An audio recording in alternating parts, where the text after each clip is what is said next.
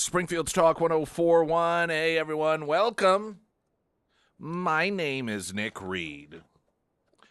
It's a Tuesday, just days away from our Happy Hour Vineyard Market. Yesterday, we had Luke and Heather Davis, owners of Vineyard Market, on, and they've been working very closely, as have so many others, with law enforcement on ways to help out the loved ones, family members of officers that were shot and or killed last week. And they are, of course, prepping for a big, huge, massive fundraiser that will be coming up at the end of the month. It's the last Sunday of the month. Was that 28th, 29th, somewhere around there? I think it's the 29th. Yeah, so whatever that last Sunday is.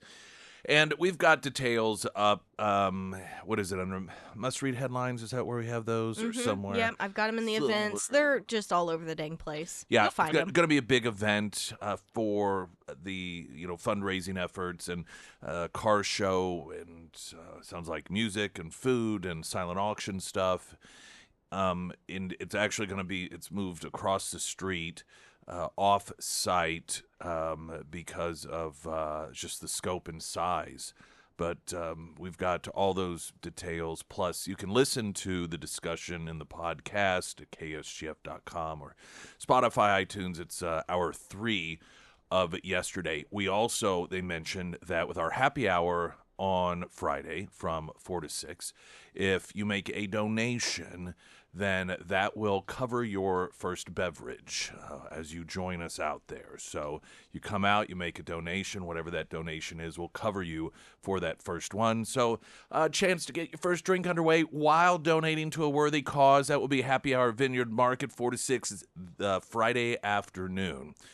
Hunter Hardscapes and Outdoor, it is the outdoor living space that you paid for, but you may not be using. You buy that land when you buy your home.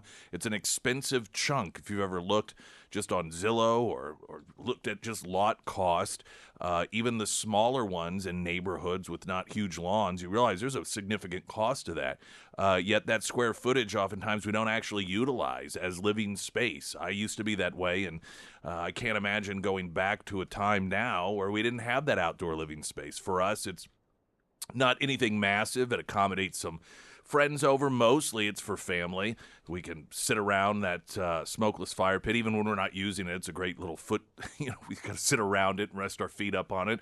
But also an area for my Traeger and some other seating space as well. And plants and so forth that are potted, and just kind of a nice living space we didn't utilize before. And when we do have friends and family over, it's a great additional place to sit and relax. And you can have something very elaborate with outdoor kitchen if you'd like, water features, sound systems built in, lighting, you name it, they can do it. Hunter Hardscapes and Outdoor. HunterHardscapes.com is the site. You can also find them under Nick's endorsements at KSGF.com.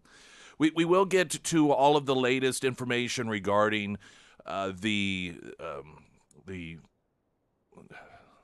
military action in Iran and what has.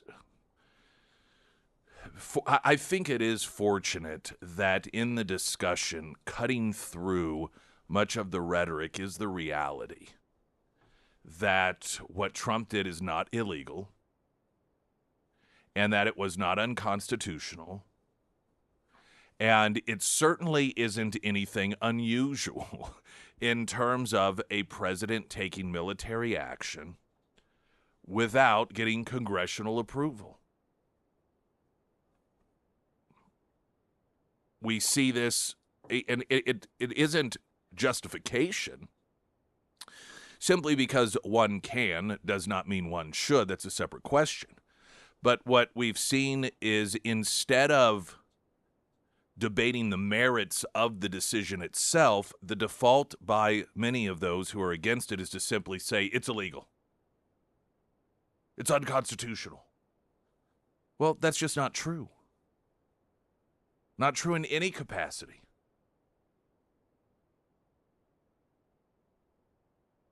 It isn't the funny thing is we're going to play some audio Marco Rubio earlier, who once again is just proving to be a shining star. He gets asked the question, why didn't you get Congress in the loop on this? This is an interesting tactic that the media uses. because they did inform members of Congress prior to the launch. And Marco Rubio said, we did that. The way the media, this is how they operate, though. And it's for the purposes of spreading disinformation. They know it was done. And this is the frustration that someone like Marco Rubio deals with, because they keep getting asked that question over and over again. Well, why not get Congress in the loop? They know that happened.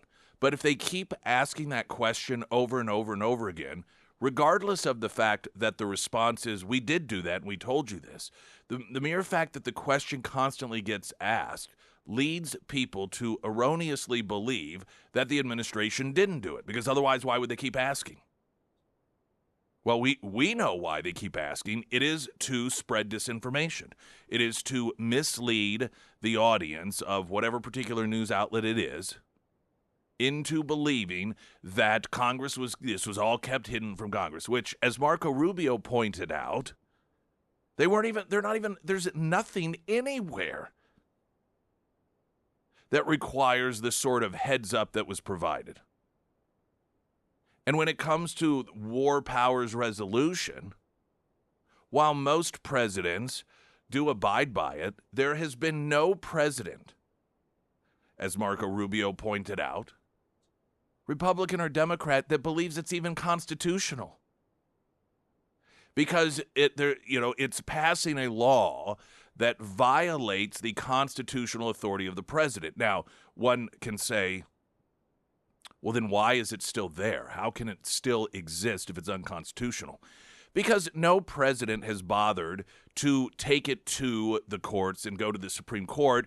They just go ahead and they're like, okay, fine, we'll get Congress in the loop. Or if they don't get Congress in the loop, there's no repercussions, because it's not a valid, legal law with some sort of repercussions.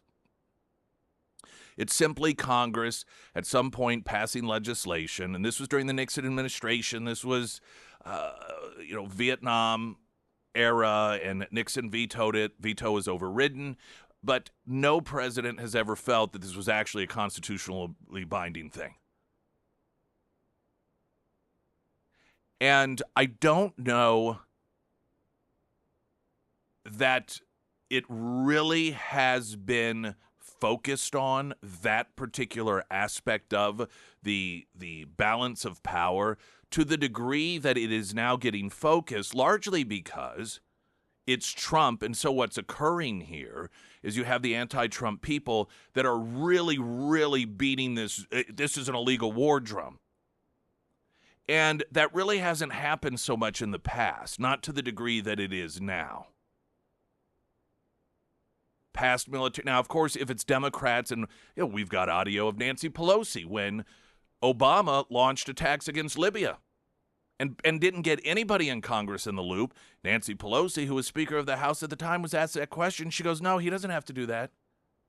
Oh, the president doesn't have to loop Congress in when he takes military action against a sovereign nation for the purpose of overthrowing the regime. Well, that's because it was Obama. That's because it was a Democrat. And even when it's been a Republican in the past, it's Trump derangement syndrome that causes these people to take it to the next level. And because it's being taken to the next level, it's being answered. And this administration, particularly with people like Marco Rubio, are very good at answering, the misinformation with the truth. And so that relationship between the executive, the legislative branch, and what authority each has when it comes to war, the raising of dollars for it versus the execution of it, is something that is getting a bit more focus than it has in the past, and I think that's a good thing. Because it gives us all an opportunity to learn a little bit of truth here. And it also demonstrates the Democrats once again are lying. And I think it escapes us what they're lying about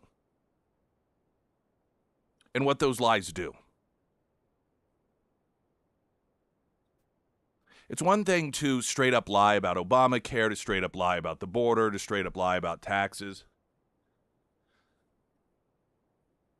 But we're in military conflict now with the country of Iran. Fortunately, we have a number of allies, including many of their former allies on our side. People, including Americans, will, and already some have lost their lives, as Trump forewarned us would happen.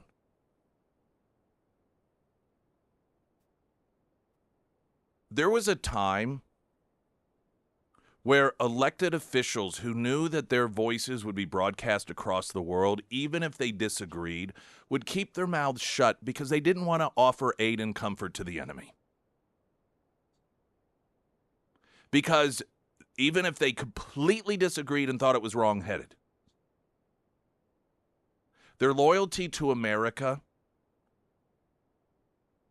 overrode their hatred for the president. And as angry as they may be of the action taken by the executive branch in some sort of military conflict, they did not want to be used as propaganda by the enemy, particularly when young men and women who have volunteered to serve our country have put their lives on the line. You realize that is totally out the window for these people. And yeah, it's America. You can do and say what you want, and some may even say it's your patriotic duty to echo the enemy during a time of war when you disagree with the president. Fine. I'm just noting it's much different than it used to be.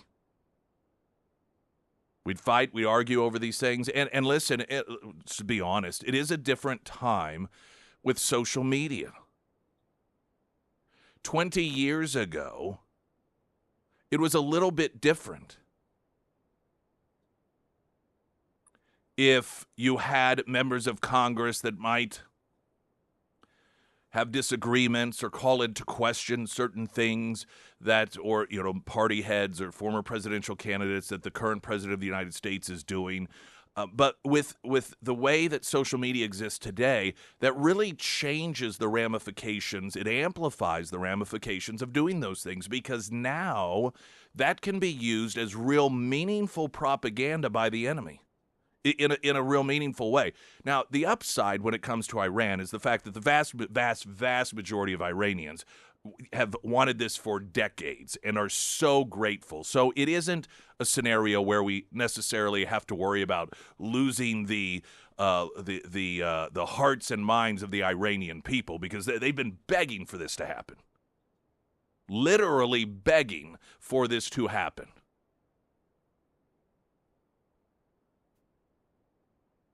And that is a blessing, because all of the propaganda that the anti-Trump people might be handing the enemy isn't really going to be that effective in terms of propaganda. Now, potentially it might dishearten some of the Iranians that, are going to need to step up and continue to fight their part in this. It could be used to try and dampen their spirits and make them feel as, sure, yeah, Trump has come to your rescue, but he's got a whole nother political party there who are against this, and they have elections coming up.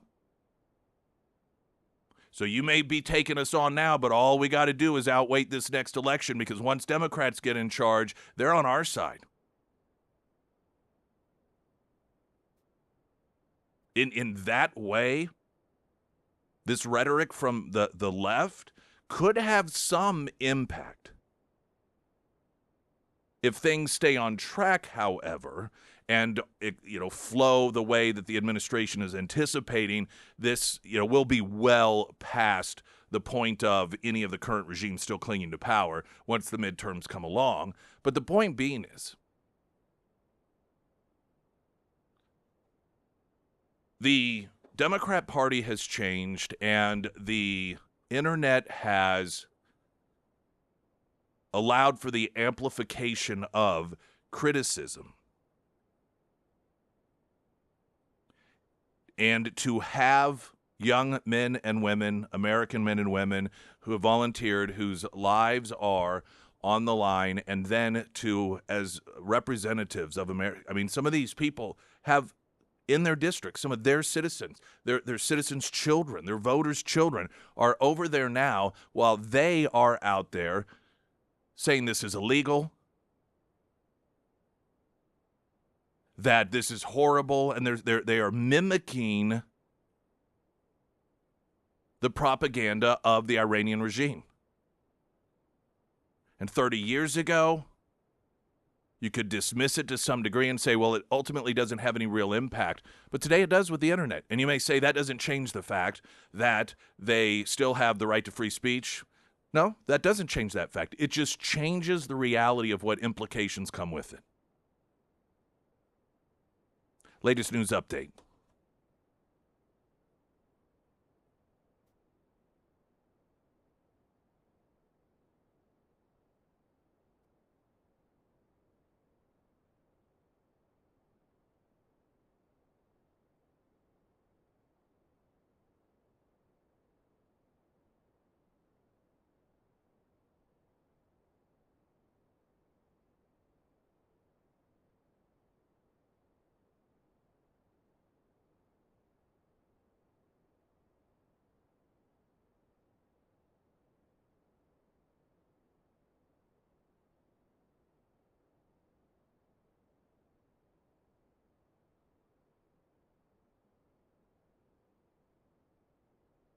And the first alert forecast from Ozarks First meteorologist Tom Schmidt, sponsored by St. Clair of the Ozarks Home Improvements. Today we'll see scattered showers mainly between 11 a.m. and 5 p.m., otherwise partly sunny with a high near 75. Tonight, scattered showers and thunderstorms with a low around 57. For your Wednesday, showers and possibly a thunderstorm with a high near 68. And for Thursday, showers with a high near 71.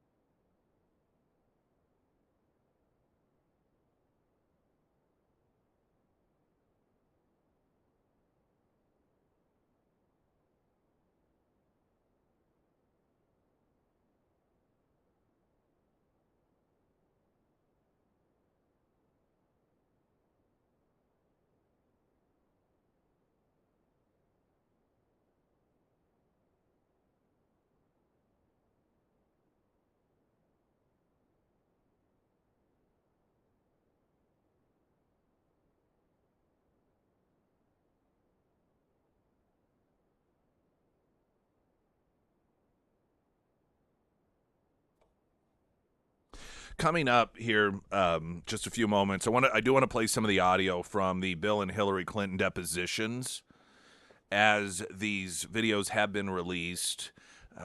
There's some interesting stuff in there. There is what I'm sure some of you have seen or heard, and that's Hillary Clinton being a real bee, which I don't think would come as a surprise to anyone. She's just such a nasty person. Have you heard or watched any of this? I have. She's just real pleasant. She is everything that people, even allies who have worked for her or around her, have said she is. Yes. A horrible, mean, awful, nasty, heartless, craven individual. And those are descriptions given by people who admire her. She's just bad. And then on the flip side, Bill Clinton, who is obviously a liar, he's so detached from the truth, but he just has this way about him that is just so charismatic and likable, and it is such an odd dynamic to have a couple that, and I think it's fascinating. One that is just so nice and charismatic, but not really seemingly some real pushover. But the other one, Hillary, just being so nasty and just horrible, just bad, and that it somehow works. But when it comes down to it, she is the one, this is the funny thing, that always stands by her man, no matter what he does to her, no matter how much he humiliates her, no matter how much he makes her the punchline of jokes about no wonder he fools around. And could you imagine going home to her at night? That sort of stuff. She's still right there with him the whole way. Now, with Clinton, some of the testimony, he was asked by Democrats, because Democrats were trying to goad him into saying something that might implicate Trump. And it was a very interesting moment in the questioning in which he was asked a question regarding Trump.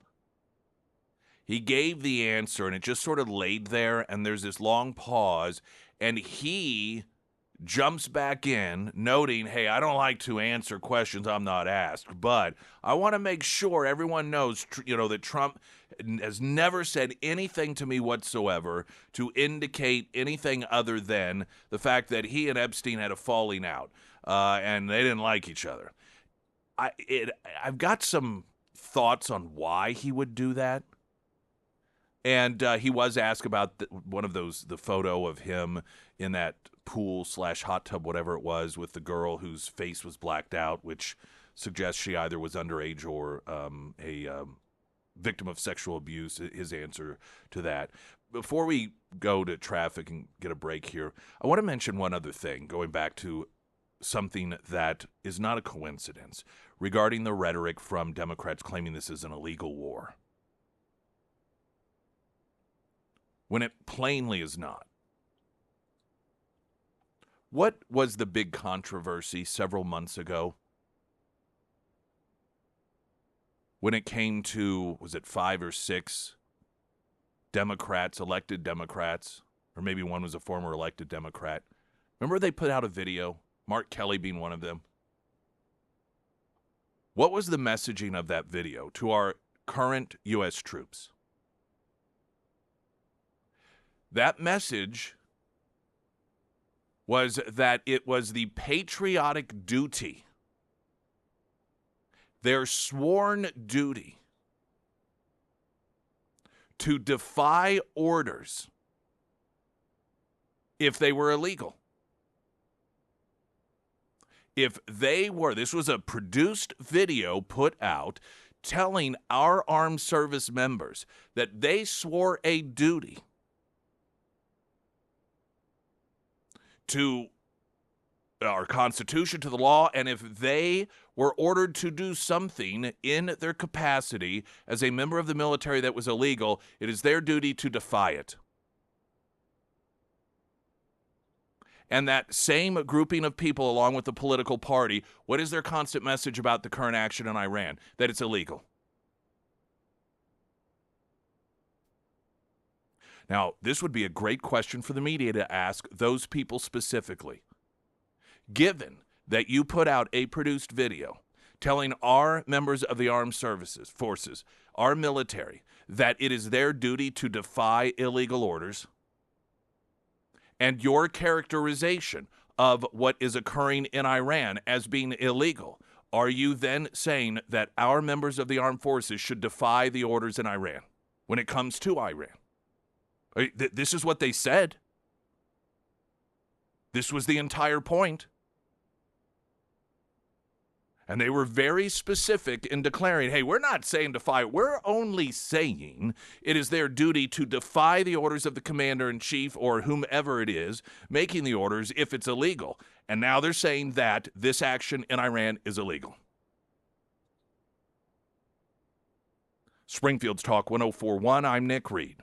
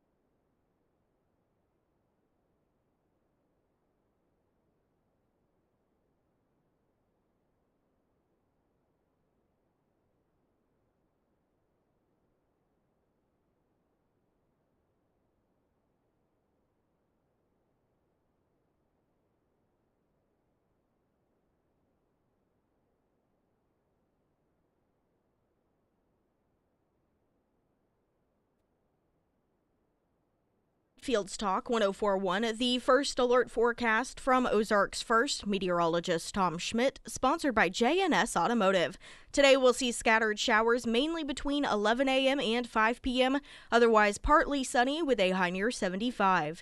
Tonight, scattered showers and thunderstorms with a low around 57.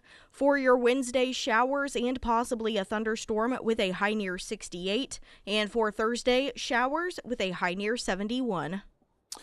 During some of the, well, let's do Hillary first. Let's see. I've got two. Here's one Hillary.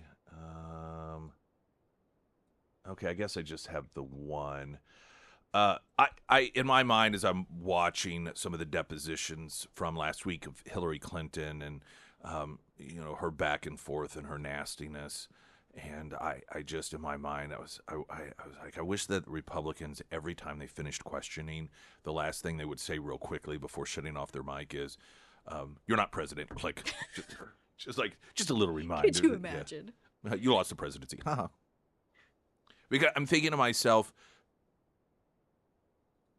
trying as best as I can, her entitled mindset and the fact that she really at one point thought she was going to be leader of the free world, and here she is being forced to ask questions under subpoena, in which clearly her attorneys advised her, you cannot get out of this.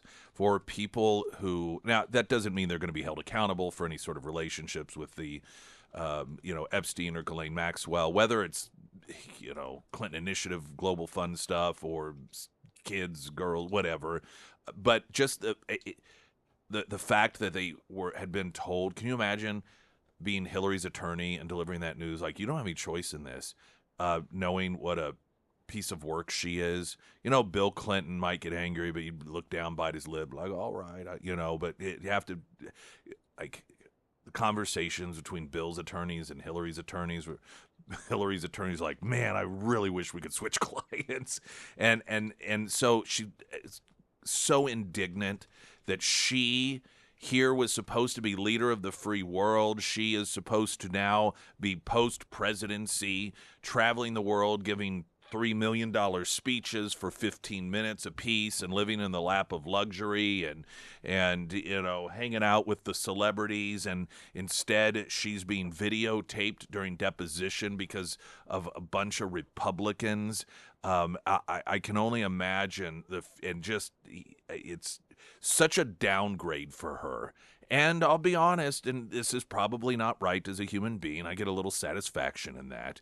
Here is an exchange, just to give you an idea of some of the tone, between Hillary Clinton and Nancy Mace at one point. That's the question. I'm going to answer your question. This was what I spent my time doing. I spent trying to look out for other well, survivors, and I was taking care of the people who lost 3,000 lives at World Trade Center. Today, You asked me, Howard Epstein survivors. I'm a survivor myself. You have emails. You've denied that that you tried to get Jeffrey Epstein to give money to you. Howard Lutnick was If you used to have an get email money. with me asking Jeffrey Epstein for money, Email from Howard Lutnick sending it to Jeffrey Epstein and his people to raise money I for you. know about it. An intimate event for you. His office is Well, at Cantor Fitzgerald. You're look, going to sit if here you let me and finish. obfuscate and say to this committee, you didn't try to get money from Jeffrey I Epstein didn't. when there was an intimate event in an email that Howard Lutnick emailed to Epstein's people and Epstein to get him to come to your intimate event at Cantor Fitzgerald, a very small event. And so I'm not going to put it. You want to yell at me, that's fine, but I'll yell right back. So that exchange was regarding attempts to box Hillary in, I suppose, regarding her, all of these connections and events and requests and emails that clearly showed that there was some relationship between Jeffrey Epstein and her, yet she's still the smartest woman in the world. Well, I don't remember ever what Jeffrey who? Epstein? Epsteinberg? What's his name? I'm just a girl. I don't remember. Maybe it was that time of the month. So I was just crazy and I don't remember, playing the dumb girl card again. And so I think that's, the exchange that I mean, if how is it that you can claim that you didn't even know this guy, yet here he's being invited to an intimate event? And of course, she's like, "Well, I didn't send the email." Well, yeah. When it came to intimate event fundraisers, Hillary Clinton, as these high profile people, they never are the ones that actually sit down and compose the emails. They have other people do it for them. But clearly, when you're talking about high level, high dollar, intimate settings, it's almost like a wedding and you're the bride. Yes, you may have somebody else filling out all the invitations, but you are the one that ultimately has the final say as to whom it is that's going. This is not some, open call of a fundraiser where anyone for $500 can have a table, and for $1,000 you get a table and a picture with the senator. That's not what these are. These are more of the real close friends that you can rely on to write big checks, and so they're all handpicked. And Nancy Mace, she knows this. Everyone in the room knows this, and it's Hillary Clinton once again. This is essentially her being asked about having her servers wiped, and she's like, "I don't like with a cloth. I don't know what that means." Or when she claimed as Secretary of State the classified marking of a C with a circle around it, she thought that meant copy. This dumb girl play in which she just claims like she's in over her head, and I guess it's imposter syndrome. I just thought I could handle this job, but clearly I couldn't. Bill Clinton, on the other hand, it's amazing, and I suppose this is what makes them a dynamic duo in some capacity. The strength of one is perhaps the weakness of the other. And while Hillary Clinton is just the most unpleasant human being possible to be around, I don't think she has the capability of being pleasant, even in a setting which pleasantries would be commonplace. I just don't think it's capable. Bill Clinton, on the other hand, you could be on fire and somehow he'd manage to charm the flames off of you in the minds of some people. And as somebody who just completely, particularly when he was in office, and well before, I don't even remember why, I had an impeach Clinton sticker on my 86 Nissan Maxima or whatever year it was, 82, 83. I was in college. And it may have even been before the Lewinsky. I don't even know what it was for. I don't know why. If it was about anything in particular. I remember somebody at the in the parking lot at what was MSSC at the time, Missouri Southern State College in Joplin, ripping it off my car. But, so as a guy that's never been a fan of Bill Clinton, I always still recognize this charisma thing he's got going on. He just does. And it was on display. In particular, I've got audio of one exchange, and it's just so vintage Clinton during it. But I want to play, coming up, the audio he's asked about that photo of him in the swimming pool, the circumstances surrounding that, and another woman being in there, or girl, we don't know. Her face was blacked out.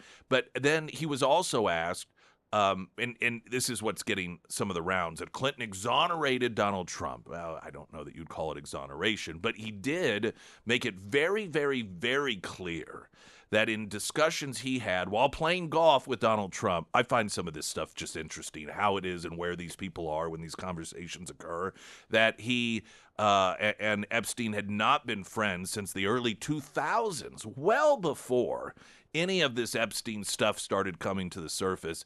And he talks about the reasons for that. And I'll play all that audio coming up here. Pyramid Roofing Company text line 447 KSGF.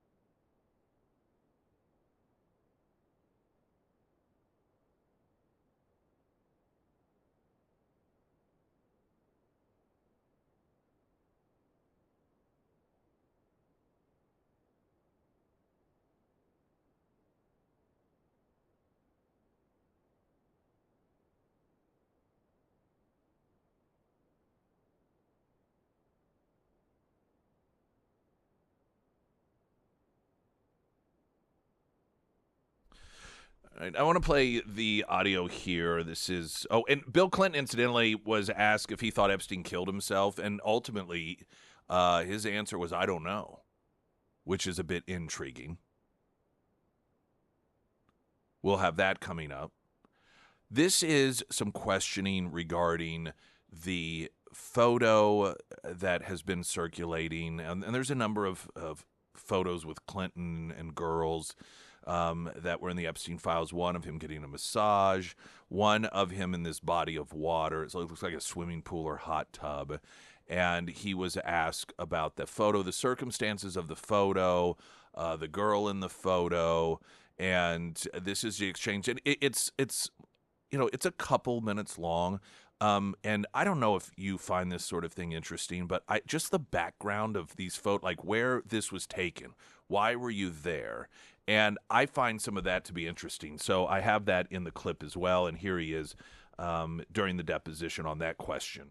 And what we're trying to get at is some context for the public on whether you remember this photo and any detail you may be able to provide us about it.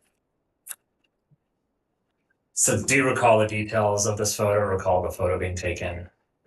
No, I don't think I ever knew the photo was taken. Okay, and for those who can't see it, it's a photo of you in a hot tub. There's a person next to you here. Do you remember where it was taken? Where was it taken?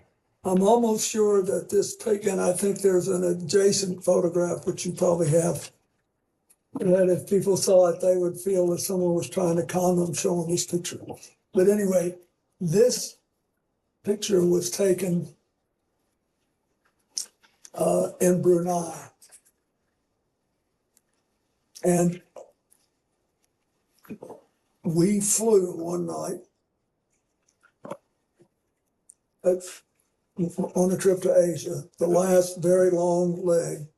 You said we, is it, who is that including? Well, my TIL team that was working Thank you. on the AIDS issue, and Mr. Epstein was there, and Miss Maxwell. But anyway, we got to the end of the flight was Brunei. It's a tiny place, but a very wealthy one. And the Sultan of Brunei was a man that I had gotten to know well in my 8 years as president. And his first involvement with international matters was basically to join the Asian Pacific Economic Leaders Conference, which I started and which he attended. And then he was very proud of that. And he hosted, his time came to host it. You know, you do these things in rotation. And it came either at the very end of my term or maybe the next year. Anyway, he wanted, when he knew I was coming, and he said he wanted to help me with my AIDS initiative, and he invited me to stay there. And he said, I want you to stay at this hotel, and I hope you'll use the pool. So I did, and then I got out and went to bed, exhausted. Just for the record, there's another picture that also shows this as part of the larger pool area. Do you all have that so that he can refresh his recollection with respect to that? We should have it. It's quite enlightening. If you watch this, Yes, it's noted. it'll Yes. give you a different feel. Thank you. Okay. We don't have it with us right now. Okay, We do. thanks. I just wanted to make sure he knew the And context. were there other people in that pool or hot tub with you as well? I don't think there's anybody in the hot tub. I didn't forgotten that there was anybody in the hot tub, but it was big, but it was about. Well, He's asking in the pool it appears area,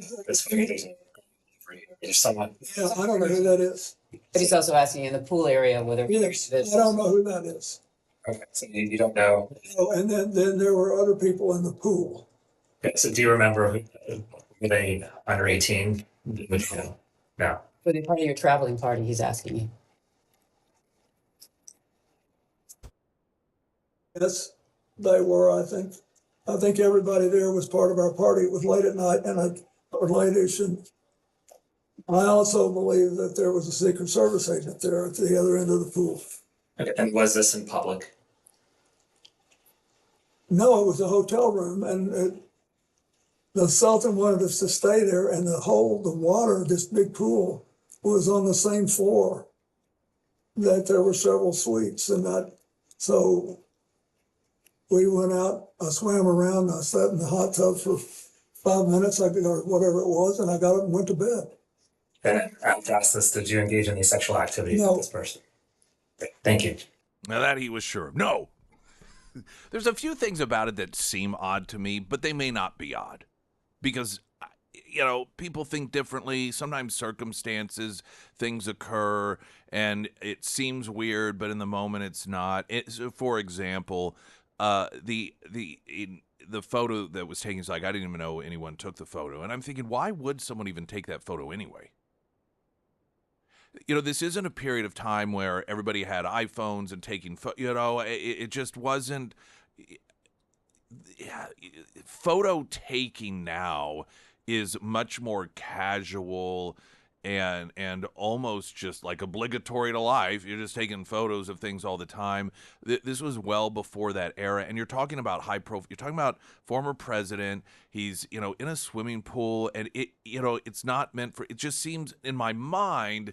That's like if I were in that situation just as a normal person and someone took a photo of me like that, I'd be like, what are you going to do with that? But under the circumstances, it may have been perfectly normal. Who knows? It could have been some drinking involved and so forth. It also seems odd that here, I don't know why this seems weird to me, and it may not be, particularly given different cultures, that you've got the Crown Prince of Brunei. And he's like, hey, I got y'all set up. I really want you to use the swimming pool. That's the way Clinton. He's like, he said, yeah, you got to use that swimming pool. It just, what are you, 12? Like it. I don't know. That seems odd to me, but it may not be at all. It may be culturally, in particular, you're trying to good time, and it's really a highlight of the hotel that in this room, apparently, or part of a number of different rooms, this swimming pool, and you're like, hey, you got to check out the pool. It's awesome. So that may be perfectly normal too. I did, one of the things that almost seemed like an interjection that wasn't solicited was when he was asked about the woman, and the attorney said, oh, they're asking about your traveling party. If everyone there was part of your traveling party, and that wasn't what the question was. So I don't know why the attorney, if that was to try to redirect things. But the one thing that seems to be a bit of a stretch in all of that back and forth is that he seems to know a lot of very specific details. He claimed that everyone there was part of his traveling party, but the woman closest to him in the pool suddenly is like, oh no, I have no idea who that was. I have no idea. Well, that seems like an odd memory hole, given his very specific recollection of so much about that trip, about the Brunei specifically, or the Sultan or whomever of Brunei specifically wanting him to use the pool, and and everyone that was there happened to be with the traveling party, but then that memory hole of this one person, lady in the swimming pool with him, he something like that. I have no recollection whatsoever. That just seems a bit convenient.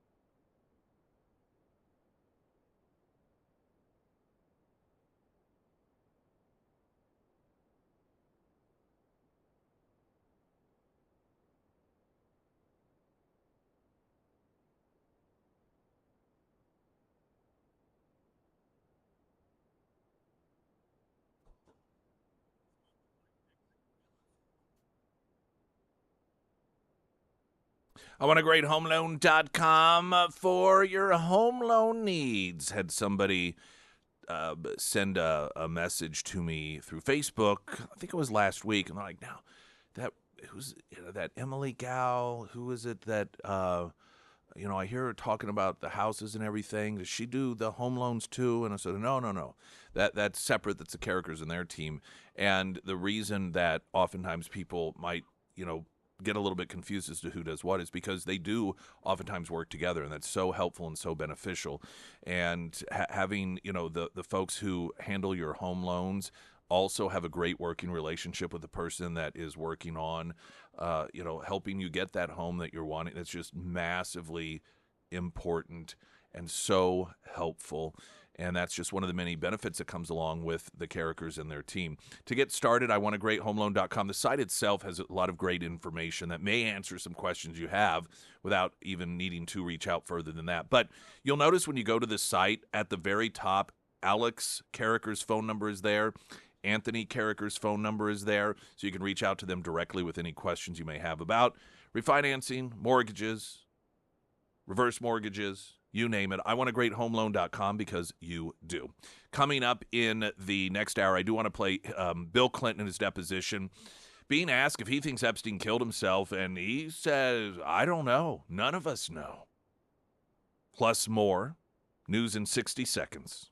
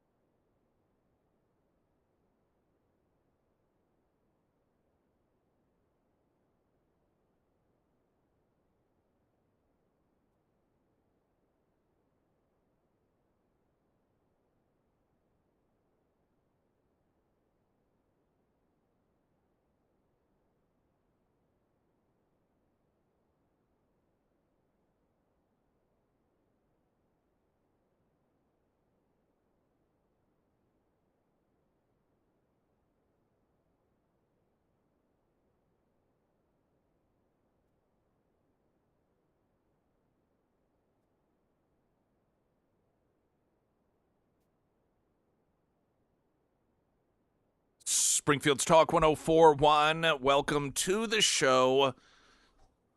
My name is Nick Reed. We've got a happy hour on Friday Vineyard Market, and the last Sunday of the month, they're gonna be having a huge fundraising event, and there are a great number of different businesses involved, including B29s, which is sort of next door neighbors to Vineyard Markets, the other end of that unit there, if you will, or that building with multiple units in it.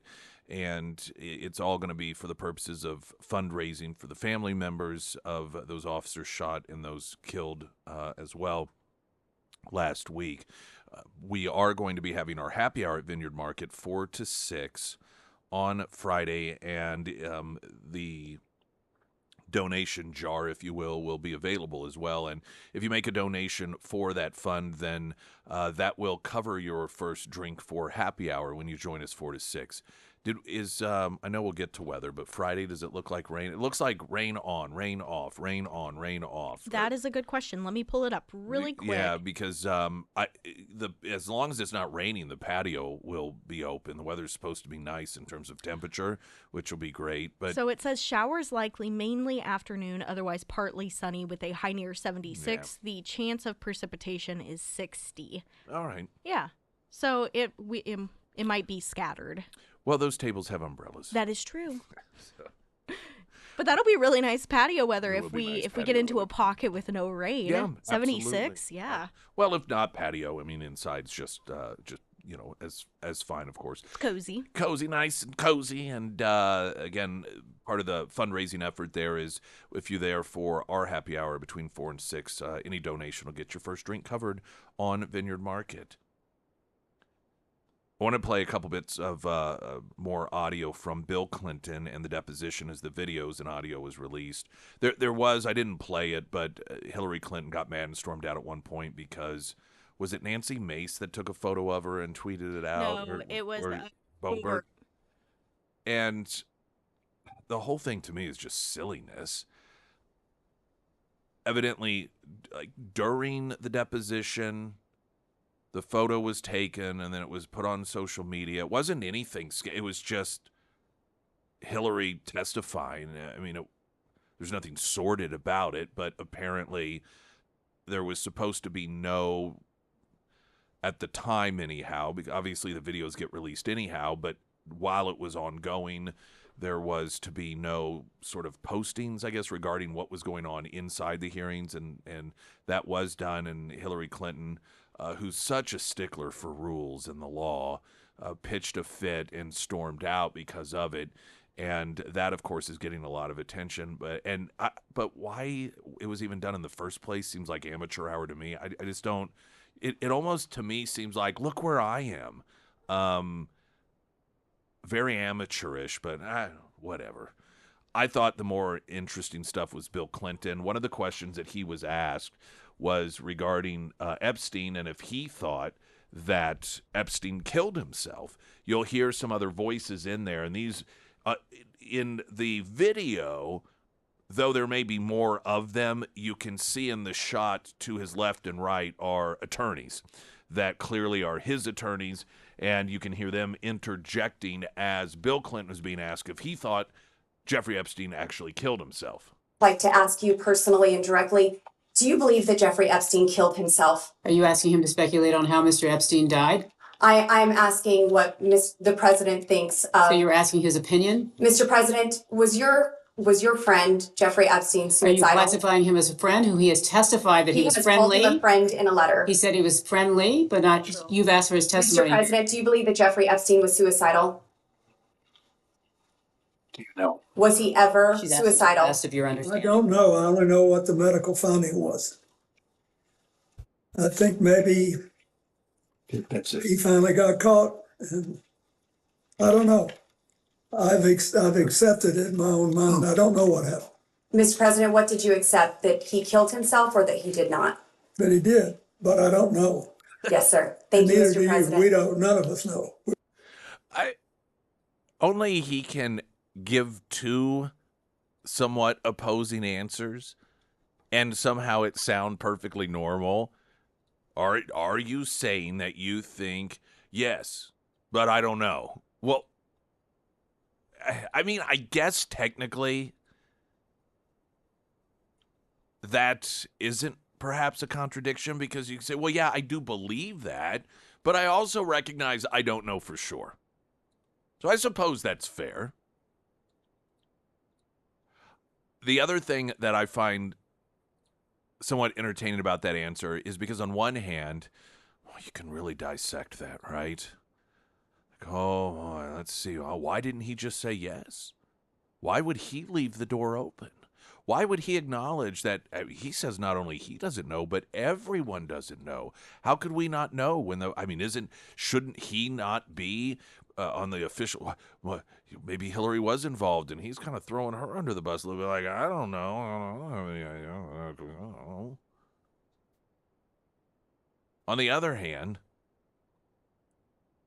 he could be just as clueless as everyone else. And like, I don't know. I mean, I know what they said. They said he did. So I guess, but I can't say for sure. I don't think any one of us can say for sure. Only with the Clintons can an answer be given that could reasonably be a totally 100% normal, benign answer, but at the same time also be something that is signs of implication because these people are just so dishonest. Have you seen the AI video of Hillary Clinton being asked this question? No. I thought this was so funny. So there is circulating around. Let me find it here. Here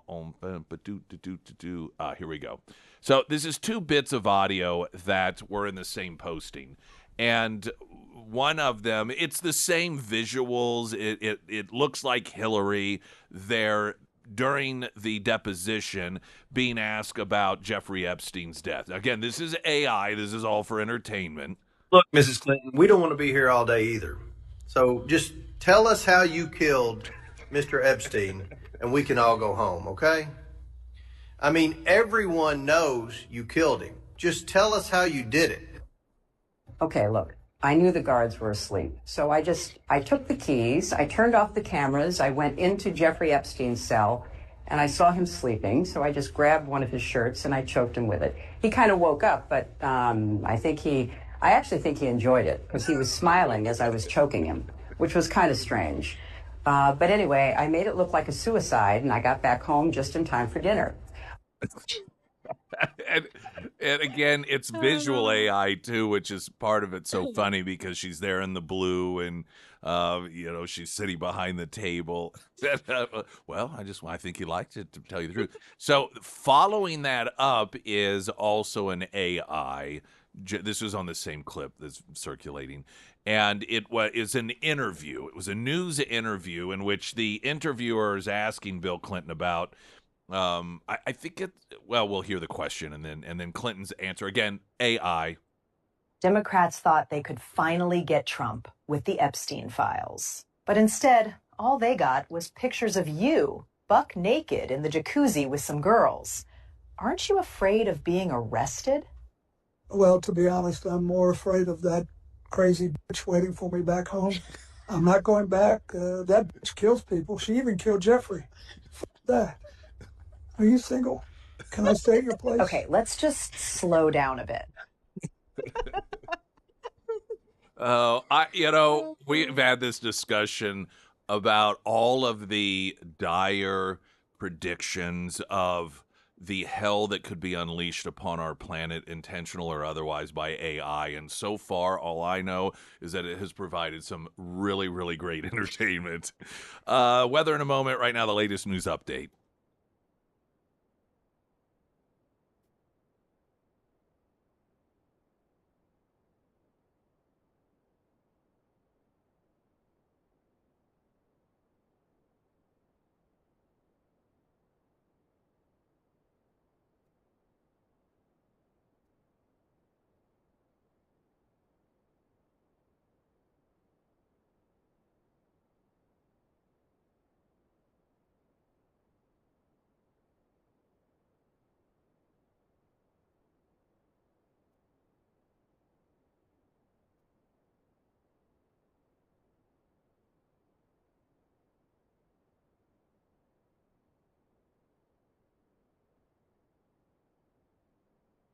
And the first alert forecast from Ozarks First meteorologist Tom Schmidt, sponsored by St. Clair of the Ozarks Home Improvements. Okay, let's see how many times and ways I can say it's going to rain over the next couple days.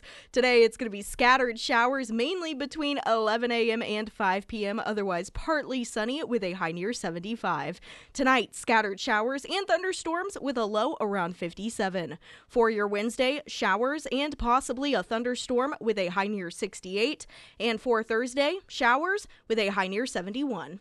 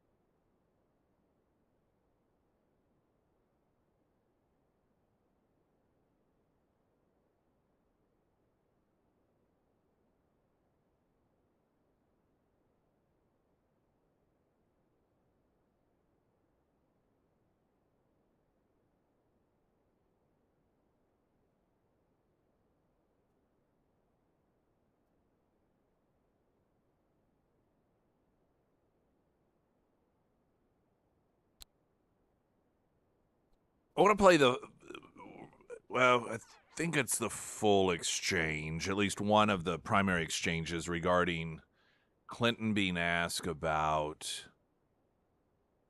Epstein and Trump. And now this is a question that's being asked by a Democrat.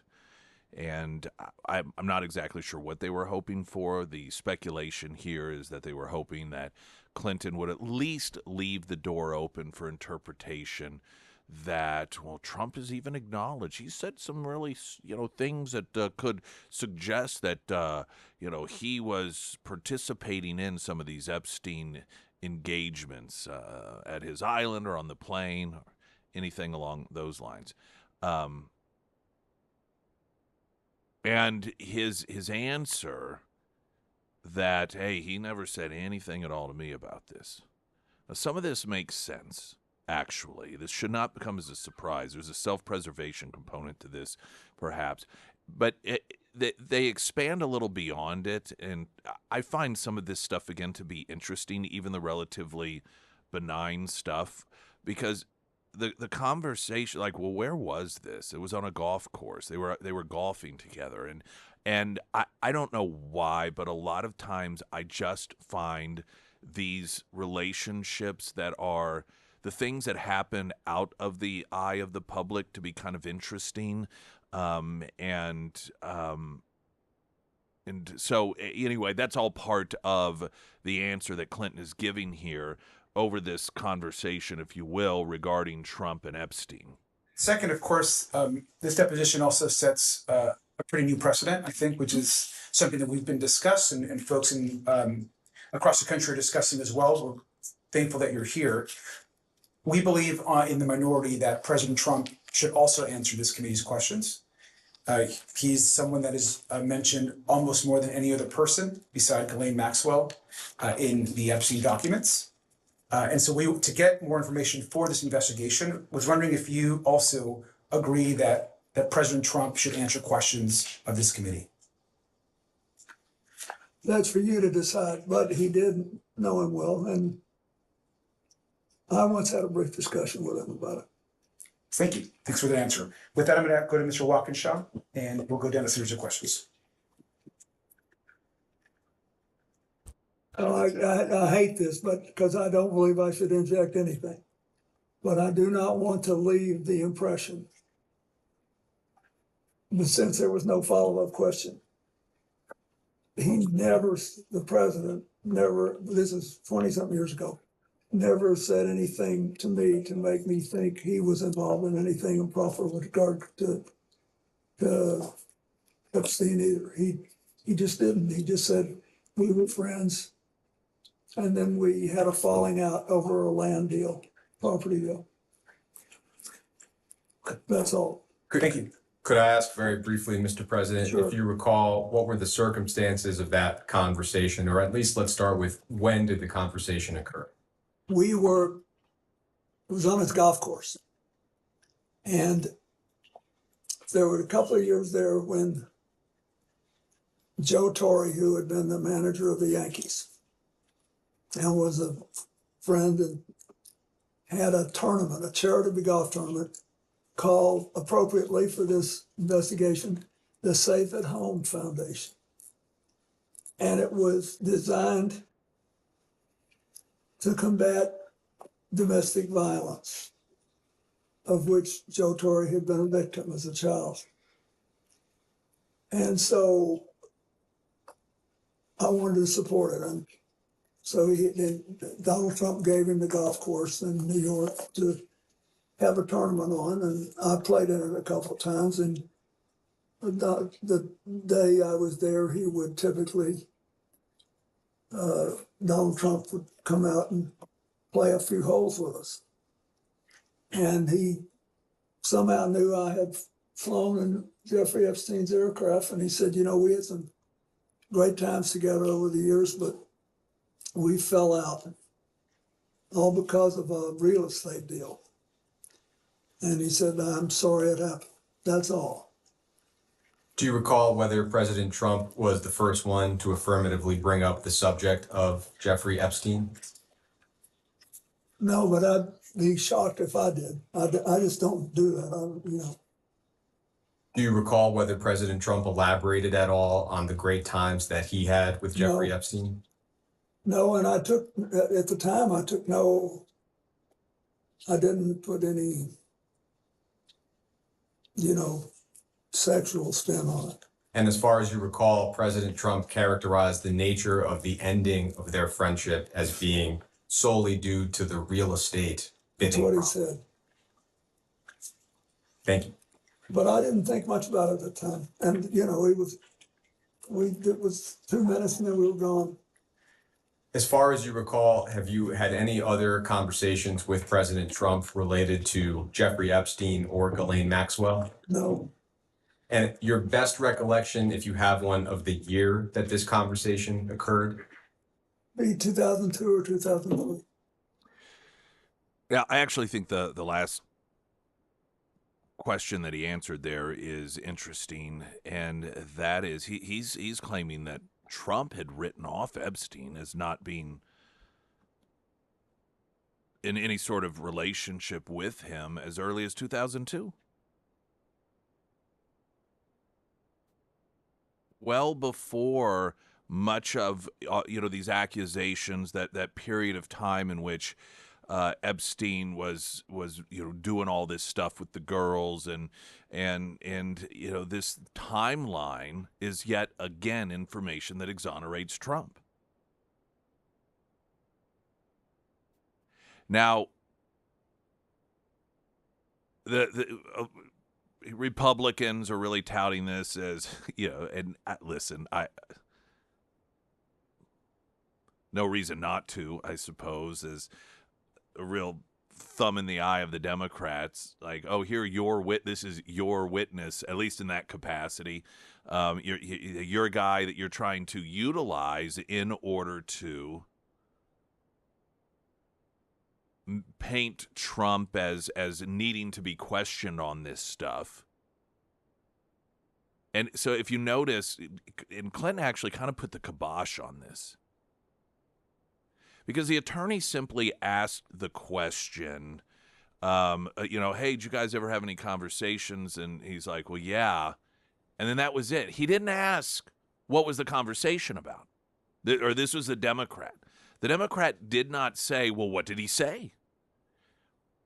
Why would he not follow up? You'd think that's juicy, right? Oh, here's our opportunity. We've got our guy here, clearly doesn't like Trump, and he said, yeah, they had conversations about Jeffrey Epstein, and then you end the questioning there?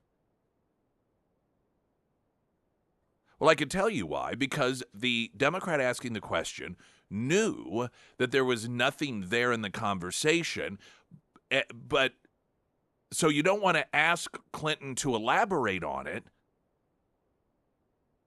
What you want to do instead is to make it seem like a question. Well, we need to know. See, that this is a question for when Democrats get back in charge. And they call for hearings, and we need to know what Donald Trump knew, because according to former President Clinton, they had conversations about Jeffrey Epstein. We need to find out what those conversations were about. That's why he didn't ask Bill Clinton what those conversations were about, because he didn't want the question answered, because he knew that there was nothing to it. He wanted it left as an open question. Now, Clinton put the kibosh on that. And I don't think this was by accident. Clinton himself acknowledged, I kind of hate to do this because, here and he's an attorney, and attorneys will always tell witnesses, never, ever, ever, ever, ever answer a question you're not asked. You don't do it. And he did it anyhow. So there must be a deliberate reason for that. Now, there's the complicated conspiratorial reason for that, and then there's the more obvious reason for it, and we've got to get traffic update here. So we'll have a couple of our, some of our local partner commercials. We'll have weather and the traffic update, and then why it is that Clinton did what you're never supposed to do and answer a question you're not asked to exonerate Donald Trump.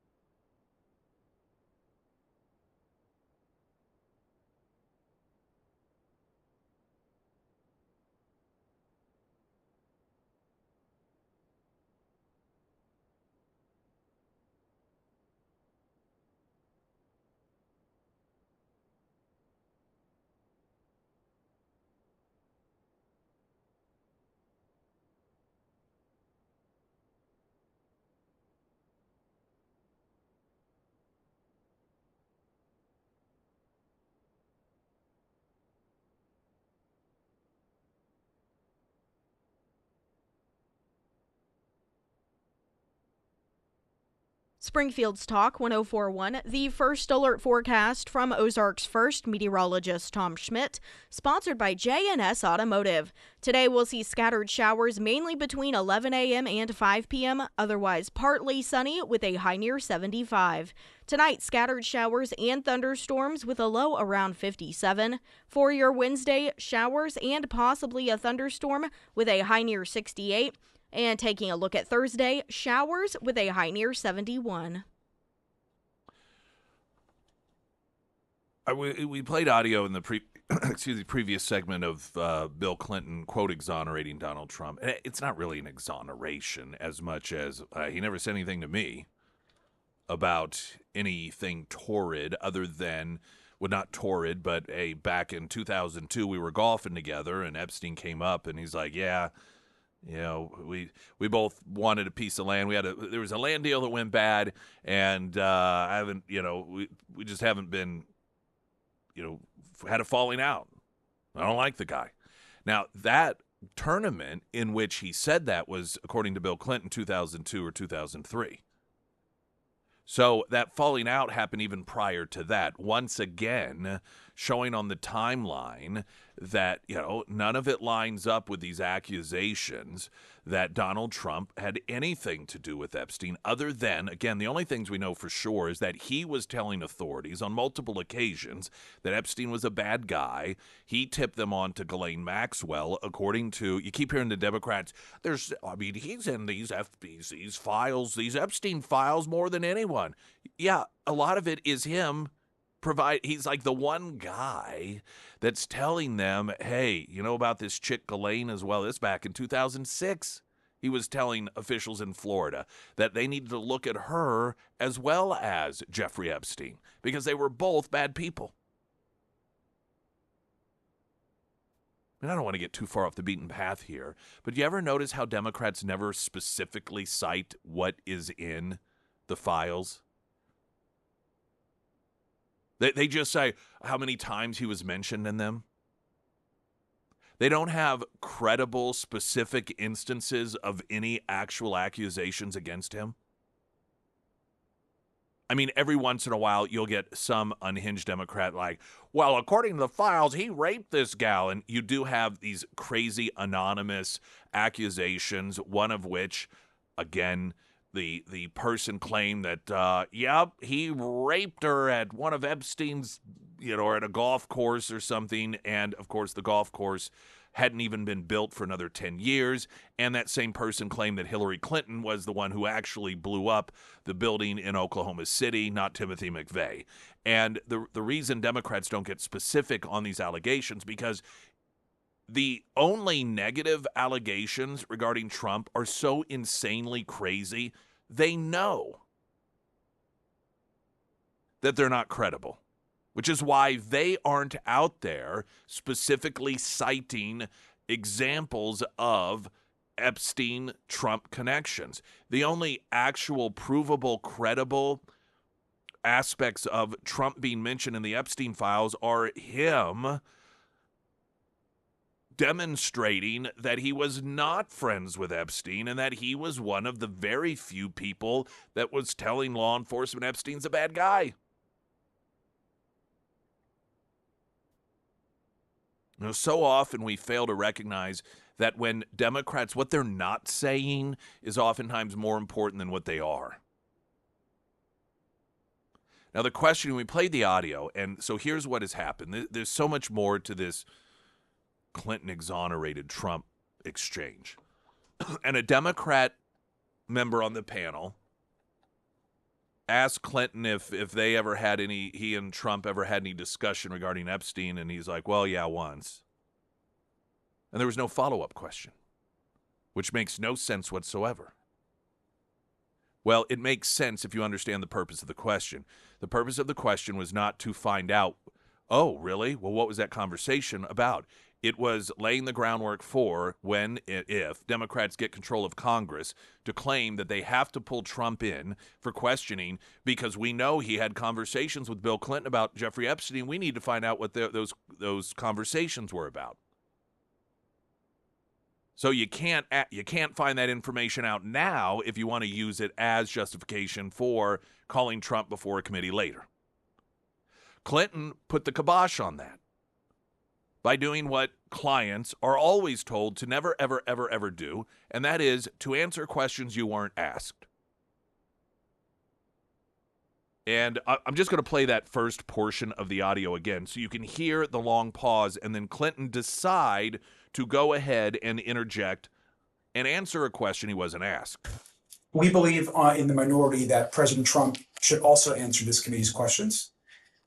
He's someone that is mentioned almost more than any other person beside Ghislaine Maxwell in the Epstein documents. And so to get more information for this investigation, was wondering if you also agree that President Trump should answer questions of this committee.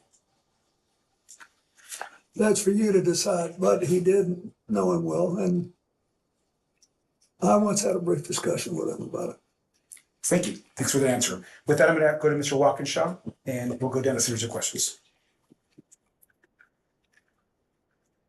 I hate this, but because I don't believe I should inject anything. But I do not want to leave the impression,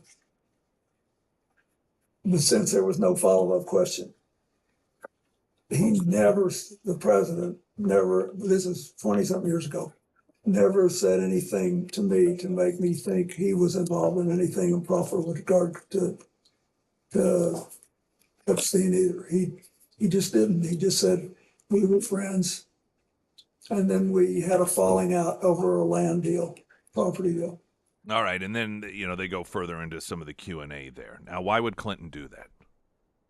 Why would Clinton proactively take away one of their narratives that they could use as a tool if they regain Congress to bring Trump to answer questions? Now, some people speculate, well, it's because he wants a pardon from Trump. He's trying to help Trump out. He's trying to win favor from Trump, and he knows he may be in trouble here, and so he's simply trying to get a pardon from Trump. I don't believe that. I don't think that either of the Clintons fear that they're in any sort of trouble, and honestly, I think that they have good reason to fear or to not fear that for just historical purposes and the way that Republicans operate. I don't believe that he's worried about that. There is also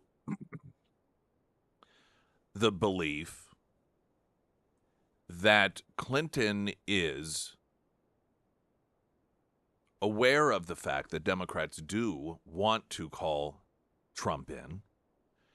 And if that does occur, Republicans will have an opportunity to ask questions of Donald Trump, and that they will most assuredly ask him if he was aware, either personally or because of chatter, about Bill Clinton having any sort of relations with Jeffrey Epstein that would involve underage girls, and Clinton does not want that question to be asked of Donald Trump. And so he's trying to essentially, hey, I'm doing, just sort of an unspoken favor. I'm going to make sure that everyone here knows, even when I'm being asked by Democrats here that are clearly trying to paint a picture that perhaps you've done something unsorted, making it very clear that, hey, nope, you're not getting anything from me on Donald Trump, with the hopes that if Democrats get back in control, they drag Trump in, and Republicans are able to answer questions or ask questions of Trump about Clinton, that Trump will then, just be like, the guy didn't throw me under the bus or say anything, excuse me, that could be interpreted as leaving the window open, that maybe Trump did something wrong, and so I'm going to give the guy a break. He's an old guy. We're from the same generation to some degree, and so I never heard anything either. I think there's a much more obvious explanation for this. And that is Bill Clinton has all along, including, during this questioning, maintained that he had no idea what Jeffrey Epstein was doing. That while the rest of the world seemingly knew and many people were participating, in these offerings that Epstein was putting up, that Bill Clinton was like the one guy that had no idea. He had never even heard rumors of this stuff. Well, it would be then a contradiction for him to say, well, yeah, I mean, whenever I had conversations with Trump, he was telling me that Epstein was known for getting these underage girls on the island, because that would then contradict his own previous statements and perhaps even under oath testimony that he had never heard anything before. If if Clinton is concerned about anything or the potential legal implications in any capacity regarding this stuff, it isn't that he actually had any sort of relations with the underage girls. It would be for, perjury purposes, that he was lying about what he knew and when he knew it. That's so often how many of these people get caught into these traps. And people have gone to prison, not for committing a crime, but for, they get accused of lying about some of the information. That's why Martha Stewart ended up being put in prison by James Comey. Wasn't because she, did anything illegal, but they said she lied about, certain aspects of it. And so I believe that Clinton is smart enough, because he's still very sharp. And his adamancy proactively about noting, hey, Trump never told me, he never said anything to me about Epstein that had anything to do with this illegal stuff or girls or underage girls, because to implicate Donald Trump would be to implicate himself in perjury. I suspect that is the reason that he, quote, exonerated Trump. Springfield's Talk 104.1, I'm Nick Reed.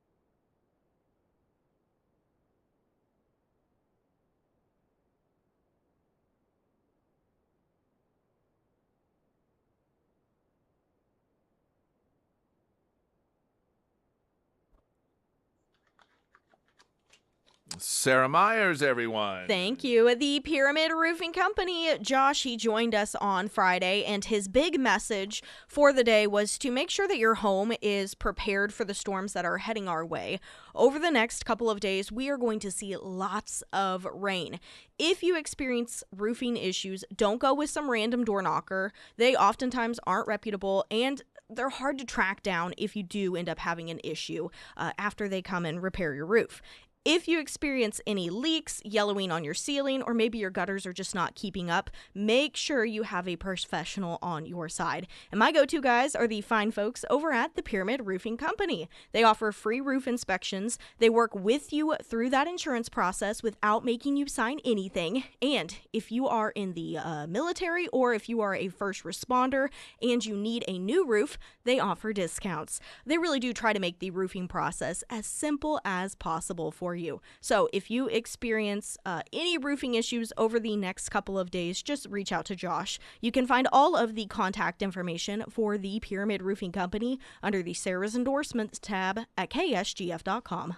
I wanted to play one other bit of audio, and this is again Clinton during the depositions last week, I guess it was.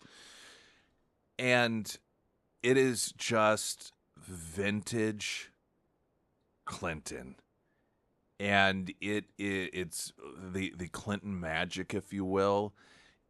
It is one of the personality traits that drives and it really drove Republicans nuts and crazy about this guy in all of the years that he was relevant, and he's got. Trump has a thing about him that cannot be replicated, and I think Clinton largely does as well. At least it certainly hasn't been replicated, and it's the charm. And this is a moment during the deposition in which he displays that. General, To the best of my knowledge, I did not do that. All right. Thank you, Mr. President.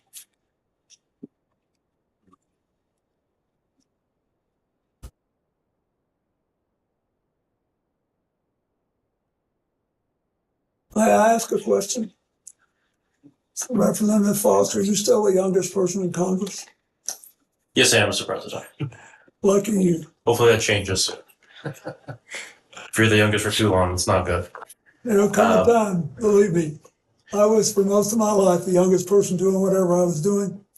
And one day I woke up, I was the oldest man in every room, and I couldn't tell you for the life of me how I got from one place to the other. Time will take care of it. Enjoy it while it lasts. Thank you, thank you. It's a blessing to be the oldest person in the room as well. Isn't he disgustingly charming? He is. I mean, he's just sitting there, he's being deposed. And how is like the complete opposite of Hillary Clinton, who is just capital B and nasty and hateful and sour and scowl. And here Clinton's being asked these questions. Did you have sex with this person? I mean, he's been through this before. He's being forced to look at photos of him, not the most flattering, in a swimming pool with underage girls. And he's just being grilled over this stuff, yet he still has the disposition to, during a, just this pause period, can I ask you a question? And then, are you still, because that's the thing, it's not even the way he says it, but so here's a guy, and Clinton knows that this is the youngest guy in Congress of all the things going on in the world. And then he takes the time and then to connect with the guy, relate with the guy. I remember, I used to be everything I did, I was the youngest guy that did it, and enjoy it, because one day, sort of that grandfatherly advice, it's just disgusting. But it's so good at the same time. Ugh.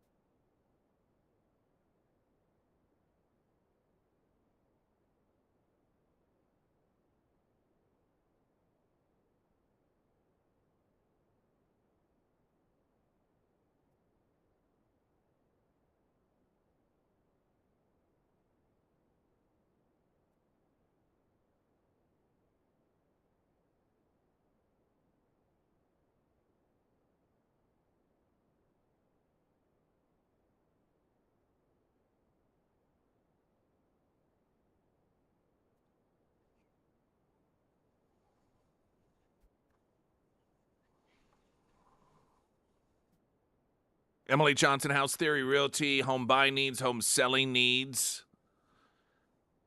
And sometimes at the same time, that can be a very intimidating deal. Maybe you find that home that you've always driven by, and you think, oh man, that would just be such a good. And one day it goes on the market, and check it out, and wow, you guys can do it, but you got to sell your house, and you got that window of time, and that's very stressful. You start to worry, well, what happens if we do sell our home, but something happens and falls through, and we don't get this? We're going to be homeless. Emily's talked about that fear and helping people navigate through it, and she's joked she hasn't had to have anyone move in with her yet. She always manages to make sure that it all happens. And some of these transactions are straightforward and easy, and that's always good. Who doesn't want that? But if things do become sticky and more difficult, and you got hassles with the seller, or if you're a seller, the buyer, you want to make sure you have the best in your corner, and that's Emily Johnson, House Theory Realty. You can find her under Nick's endorsements at ksgf.com. Talking about the polar opposition of Bill and Hillary Clinton, and the display of that during these depositions, in which she's just nasty and mean and just she's her.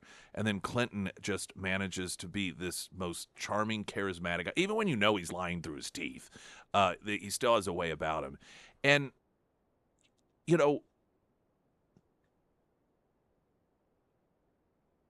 Hillary Clinton needs to understand something.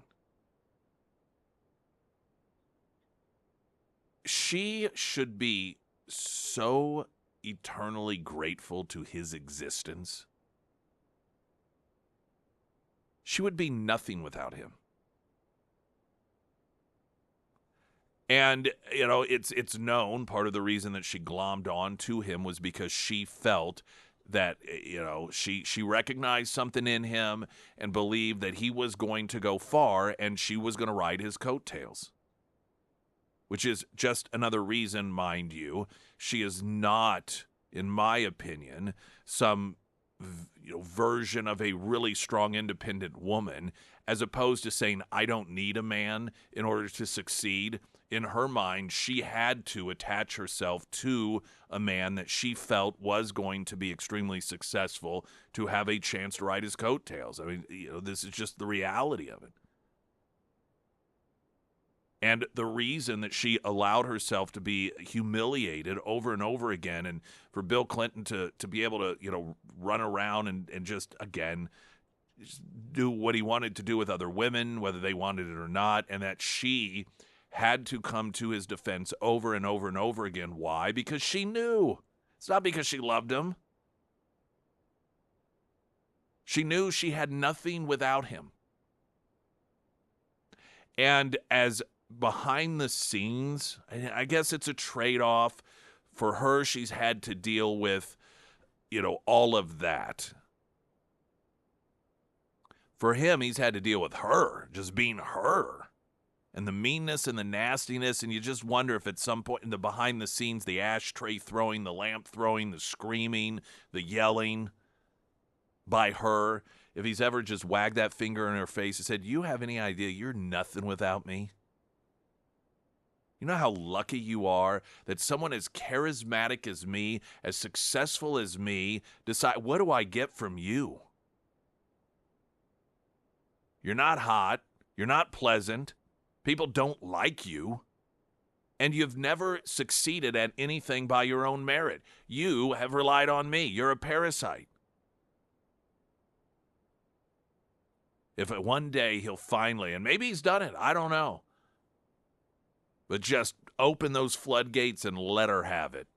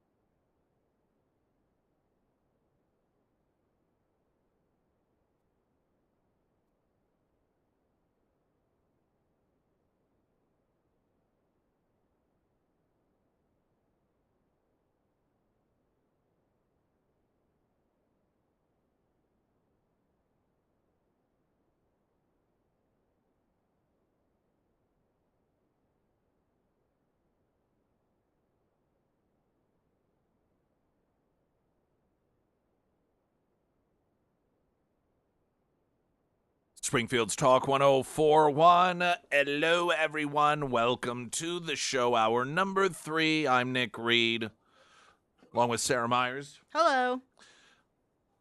We're on YouTube. You can watch us there, Springfield's Talk 1041. You can see past shows. If you miss anything, you can go back there. You can go to KSGF.com, the app, Spotify, iTunes. Wherever it is that you feel most comfortable, wherever your safe space is to listen to podcasts, you in all likelihood can find us there. Today is primary day in a number of states, but most eyes on Texas. And this is because of the U.S. Senate seat that is going to be on the ballot in November in Texas. You have incumbent Cornyn, who is facing a very tough challenge with the Attorney General Paxson down there. And the fact that this is even a seat in contention is not a good sign for Cornyn and for the establishment. This is a reflection of the real problem that the Republican Party has, and that is that these people that get energized to vote for Trump or vote for Republicans that they see as real Trump allies have no connection to the establishment Republican Party. And it's the John Cornyns, in my opinion, and I think it's right, that cause Republicans to lose. It's the John Thunes. It's these Republicans that demonstrate that they, I'm telling you, they want to go back to a pre-Trump world. They want the Republican Party to be back in the days of the Mitt Romney and the John McCains, which would be a massive shift of the Republican Party. The problem that they have is that that's a death wish, not just for the party, but for the country. Because not only will you then not get Trump supporters, but a lot of people that did, they were good, tried and true Republicans. And they were told, vote for Bob Dole because he's the one who can win. So said the party. Okay. Of course, it didn't work. Vote for John McCain because he's the one who can win. He's the guy that Democrats like that can reach across the aisle. Of course, that didn't work either. The establishment tells Republican good little voters, go to the polls, vote for Mitt Romney. Oh, he was the governor of Massachusetts. That's a blue. If he can win in Massachusetts as a Republican, then, I mean, my gosh, this guy, he clearly can reach across the aisle and get Democrat voters. And Republican voters over and over and over again were told by these people, you got to vote for these left-wing Republicans because that's how you win elections, even though every time it did not work.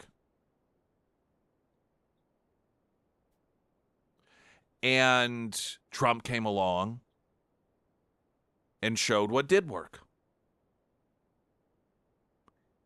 A lot of, and of course he brought in a lot of new voters that the establishment Republican Party is going to lose. They seem intent on losing. But I would argue it's going to be worse than that. Because a lot of the Republicans that were good, dutiful little voters that went and voted for the moderate Republicans that they were told that's necessary to win the independent, to win the minority vote, to win this, to win that. And so and then somebody came along and showed, actually, that's not how you do it. Here's how you do it. And they realized the results, and they're not going to go back. Now, some will. Some will fall into the same trap that, frankly, the Cornyn campaign is operating now, and this headline sums it up. Texas Senate primaries explode. Cornyn warns Paxson could cost the GOP majority. So the Republican establishment sells themselves by saying, if you don't vote for us, we're going to lose. It's the same thing that we heard about Trump.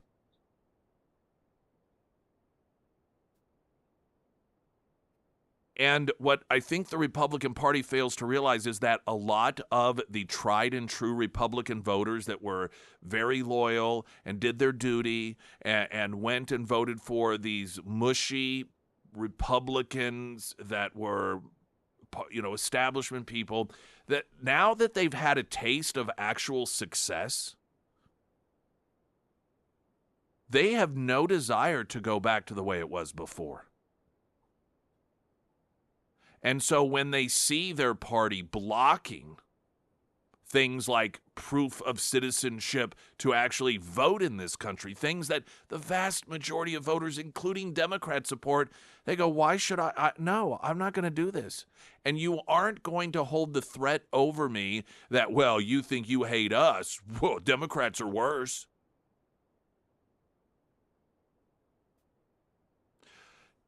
Kamala Harris has gotten into the at the last minute, which, I mean, I get why she's doing it. At the same time, I mean, if you're Crockett, do you really want this loser endorsing you in the final hour? Of all the people, Kamala Harris coming to your rescue?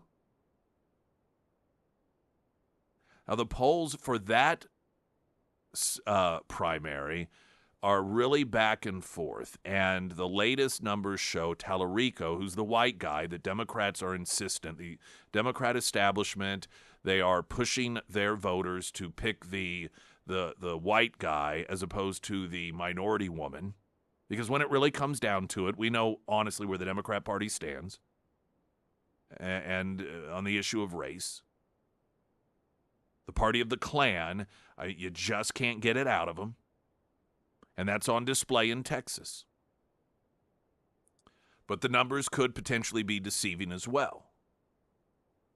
We're going to get the latest news update here. We'll get also what's going on weather-wise with rain off and on throughout the week, and then just go into a little bit of what it is that's happening in Texas, and good or bad for Republicans, good or bad for Democrats. There's a lot here up for interpretation.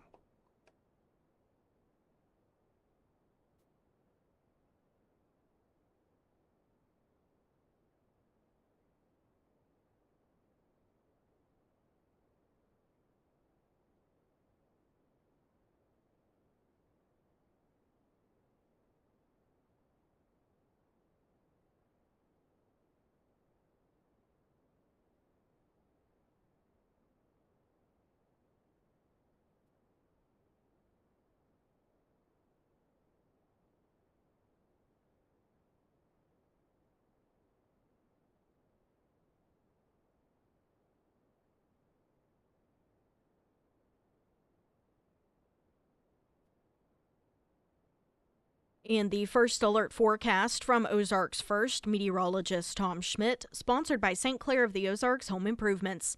Today we'll see scattered showers mainly between 11 a.m. and 5 p.m., otherwise partly sunny with a high near 75.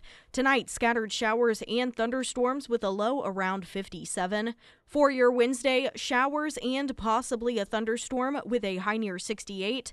And for Thursday, showers with a high near 71.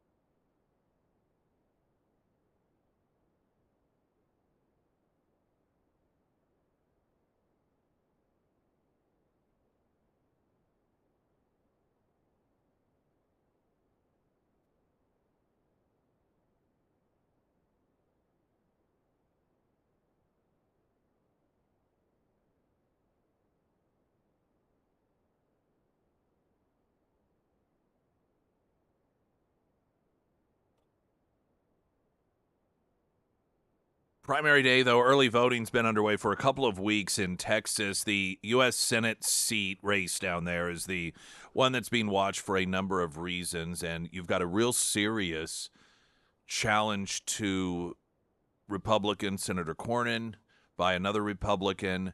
Then you have the Jasmine Crockett component in there, in which some of the early polling show that she was definitely the favorite and leading. Democrats have gone into overdrive to make sure the white guy wins instead, which tells you what you need to know about the Democrat Party. This entire Stephen Colbert deal with the falsely claiming that the Trump administration banned him from having Tellerico on, when in fact it was the background on this quickly is when you give somebody during a campaign some time to come on the public airwaves that are public, like radio or television, the major networks that you get off an antenna, then if you're giving them that time, you have to give their opponents that time as well. So for Tellerico to be given time, the white guy, by Stephen Colbert, that means that he had to have Jasmine Crockett on as well. And the FCC, as a reminder that this is not some subtle, weird, archaic rule that nobody knows about. Everyone in broadcasting knows this stuff. Stephen Colbert knew it. Stephen Colbert knew that he would be forced to have Jasmine Crockett, the other Democrat, on. So what he did was he then portrayed it as, oh no, Trump didn't want Tellerico on, and so because of pressure from the Trump administration, he had to instead do a YouTube interview. So what he did is he created this narrative that Trump is afraid of Tellerico. All of this is done to bump Jasmine Crockett out of the lead. And arguably, you look at the timing of the polls, it worked. All of you Democrats out there that believe, particularly you people of color, that the Democrats give two squats about you, they only care about you, and I'm just going to be frank, in the same ways they did when they were arguing for slavery, when they can benefit from you. Once you are of no use to them, then they throw you to the side, and that's what's happening in Texas. No other explanation for it. Zero.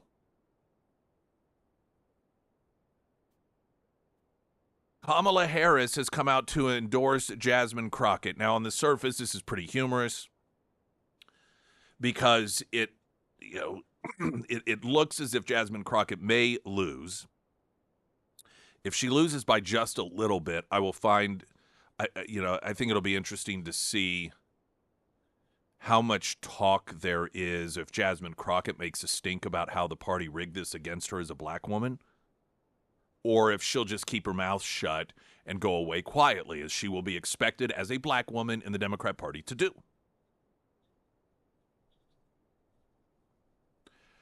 On the surface, it seems humorous that Kamala Harris, who also has proven to be an absolute loser, to have her come in at the last minute, and if this doesn't, do any good, it was like, oh, is this really who you? So a loser and a loser.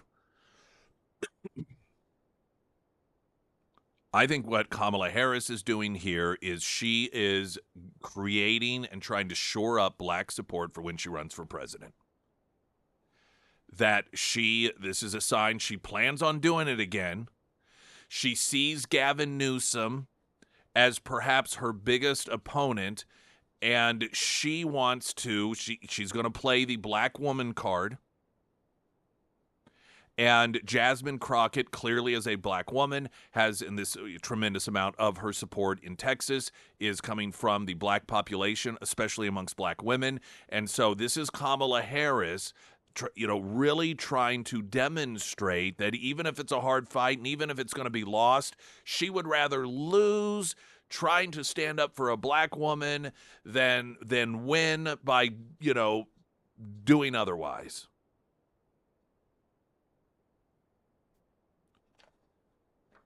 So the polling, the latest, Jasmine Crockett closes gap on Tellerico in the primary. And like I said, this has gone back and forth. There was So this is Emerson College polling, Next Star, conducted February 26th and 27th. 850 respondents, survey of likely Democratic primary voters. Tallarico 52%, Crockett at 47. 3.3% margin of error. Emerson reported that Tallarico, the white Democrat, leading amongst white voters and men. You remember the two categories we're told are bad by the Democrat Party? Yet here they are. White men are going to decide for the Democrats in Texas that the white guy gets the nomination, not the black woman. While Crockett leads among women and black voters.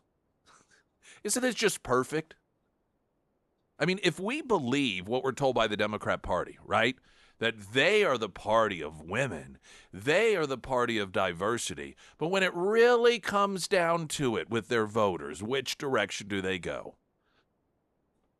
Kamala Harris knows the answer to that. They picked the old white guy that was against busing because, in his words, he didn't want black kids turning the schools into, quote, jungles. She lost to him. She didn't even make it to the first primary before she had to drop out.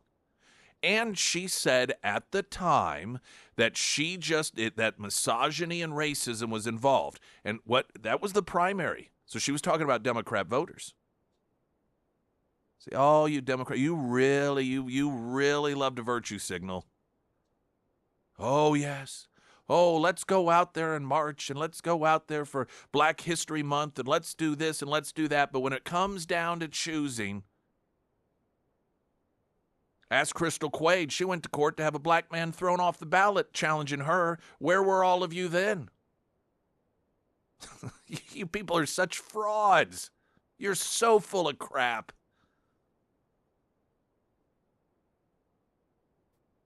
Now, the one thing that may be a saving grace for Crockett, which obviously Republicans want her to get the nomination because she's so lunatic, and you know, they just feel as if that the Republican seat, no matter whom or no matter who gets that nomination, it'll be safe because Crockett's just a nut job. What could be her saving grace is Tallarico holds an advantage among voters who voted early, 58 to 41%, but Crockett leads election day voting, 50 to 39%. In terms of when they were doing the polling and asking people, are you going to vote early? Are you going to vote on election day? So if the election day vote turnout can be a big one, which is again today in Texas, that is going to be good for Crockett. Now you throw in there the fact that Texas is an open primary. So much like Missouri, when you go to vote, they will ask, do you want a ballot for Republicans? Do you want a ballot for Democrats? And there are a lot of Republicans, and I don't know if I'm sure there's been some internal polling on this, but there are a number of Republicans that have said that they don't really care one way or another, whether it's Cornyn or Paxton, or they may care, but they're more worried about it just being lost to a Democrat. They're worried Tallarico, whichever of those two candidates, get the Republican side, that Tallarico could potentially win it, and Jasmine Crockett, the vote for her is a sure vote for a Republican in the general election, and so they are going and getting a ballot so that they can vote for her. Will there be enough to make a meaningful difference? I don't know, but here's what I do think is interesting, particularly if the margins are very small. This could actually be a battle in terms of who wins that primary between the success of the Democrats trying to rig it for the white guy and the Democrat voters who cross over voting for Jasmine Crockett so that she will be in the general election. If the numbers are close enough, you literally could have Jasmine Crockett, the black woman, getting the nomination to run because of Republicans, while Democrats are doing everything they can to make sure the white guy wins. Pretty fascinating.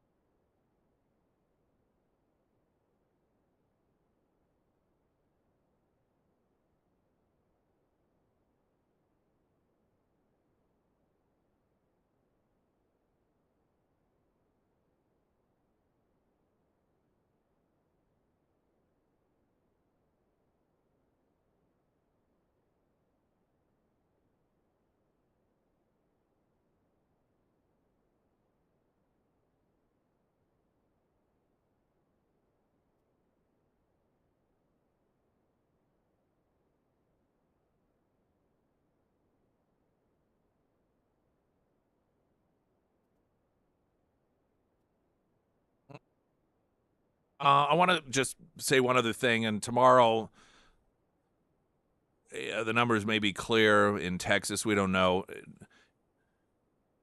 And I should note that it is also a runoff state. While they have open primaries like Missouri, they don't have this plurality wins the day situation in Missouri, which is horrible because oftentimes you have no one with a majority of votes, which means that the person that gets the nomination had a majority of people vote against them. When that occurs in Texas, they have a runoff, the top two vote getters.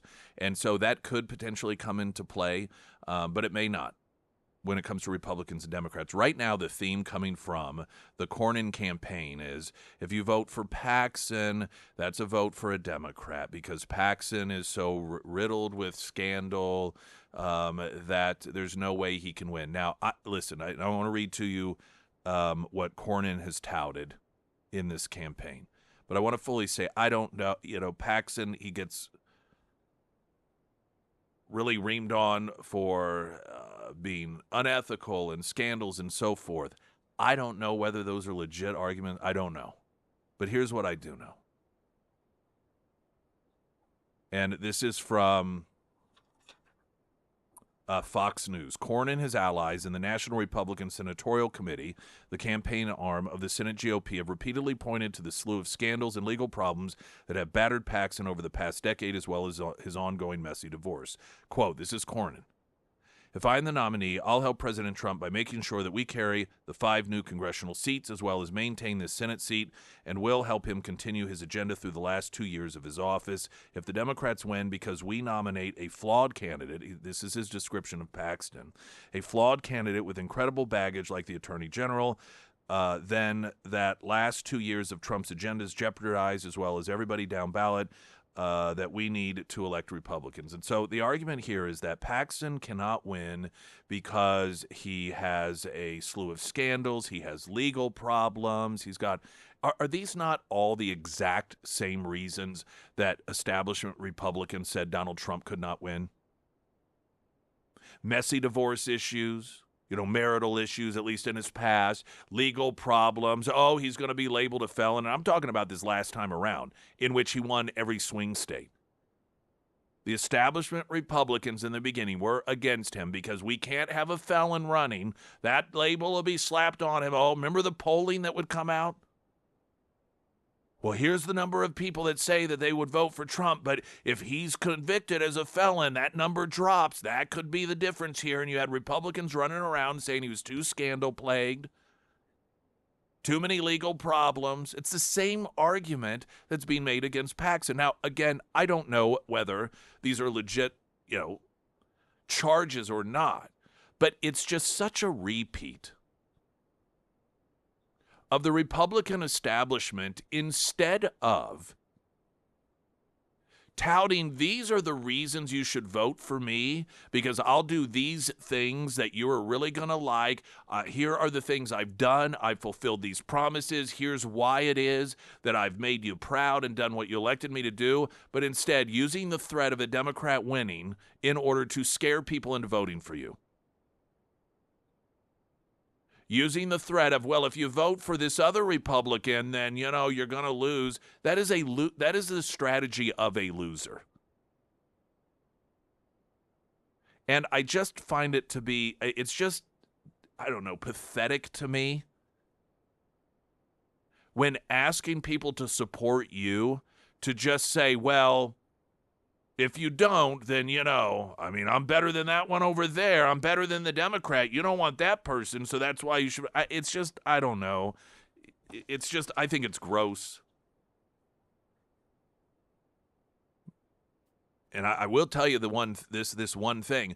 It is why that attitude and that approach is why Trump became popular. Why people were driven to Trump. Because they were tired of being told, vote for me because I'm better than that person over there, or they're worse than I am. You'll really be screwed if you pick them. And if you don't, if you vote for my opponent, this bad thing's going to... It's so uninspiring. I don't know what impact it will have on Paxson's campaign, but I will point out that it really helped Donald Trump a lot. And we could potentially see that strategy backfire in Texas. Again, there's so many other things I'm sure involved, and people down there are going to have their own thoughts about Paxton, but and Cornyn. But that strategy itself of somebody in the establishment pointing to somebody that's considered to be more conservative as non-winnable because of scandals and because of lawsuits and so forth, that's been tried, kind of backfired on Democrats and Republicans.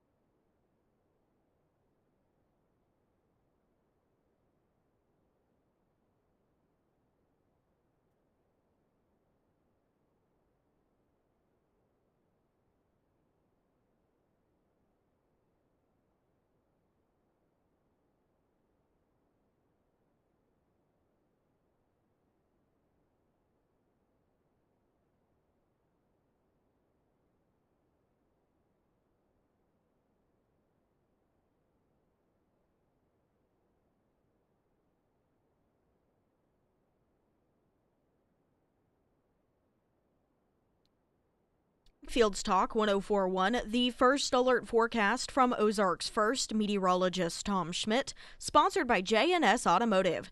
Today we'll see scattered showers mainly between 11 a.m. and 5 p.m., otherwise partly sunny with a high near 75.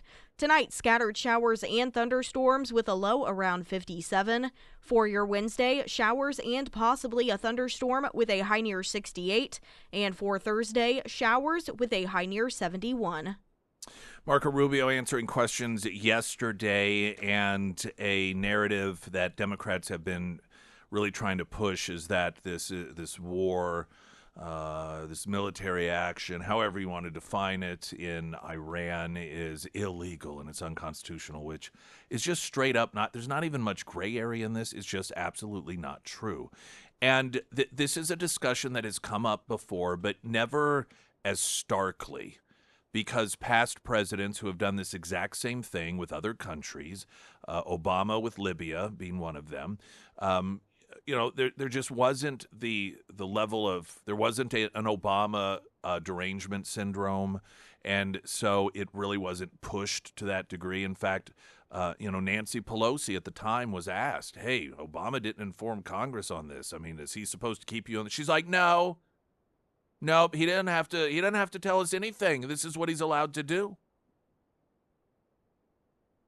And constitutionally, she was right. Congress's power when it comes to war is to defund it if they don't want it. The declaration is it's a declaration. It's not permission. At the founding, I'm not going to rehash all of this, but the founding, that component to it was not even in reference to our own government. It was for the purposes of putting other countries on notice, so that when it came to international relations and any sort of particular treaties that might, have at-war components or triggers in them, that would come into play. It was something that was becoming less and less relevant. Alexander Hamilton argued at the time it shouldn't even be in there because it was becoming such a irrelevant component, the official declaration for the purposes of international relations. The original writing was Congress's purpose was to make war, but it was changed to declare because they did not believe it was wise to have the same division of government that has the power to raise money and fund wars to have the power to make war. They wanted those to be in two separate entities. So the president makes it, does it, enters into it in the executive branch, while the legislative branch is responsible for any money that is needed for it and raising money for it and or cutting it off if they want to. Marco Rubio on the issue of keeping Congress in the loop. Why not notify Congress that this and this Congress? Well, we did. We notified Congress. I mean, we notified the Gang of Eight. We notified congressional leadership. There's no law that requires us to do that. The law says we have to notify them 48 hours after beginning hostilities. We've done that. I think the notification went today. But we did notify members of Congress in advance. But we can't notify 535 members of Congress. And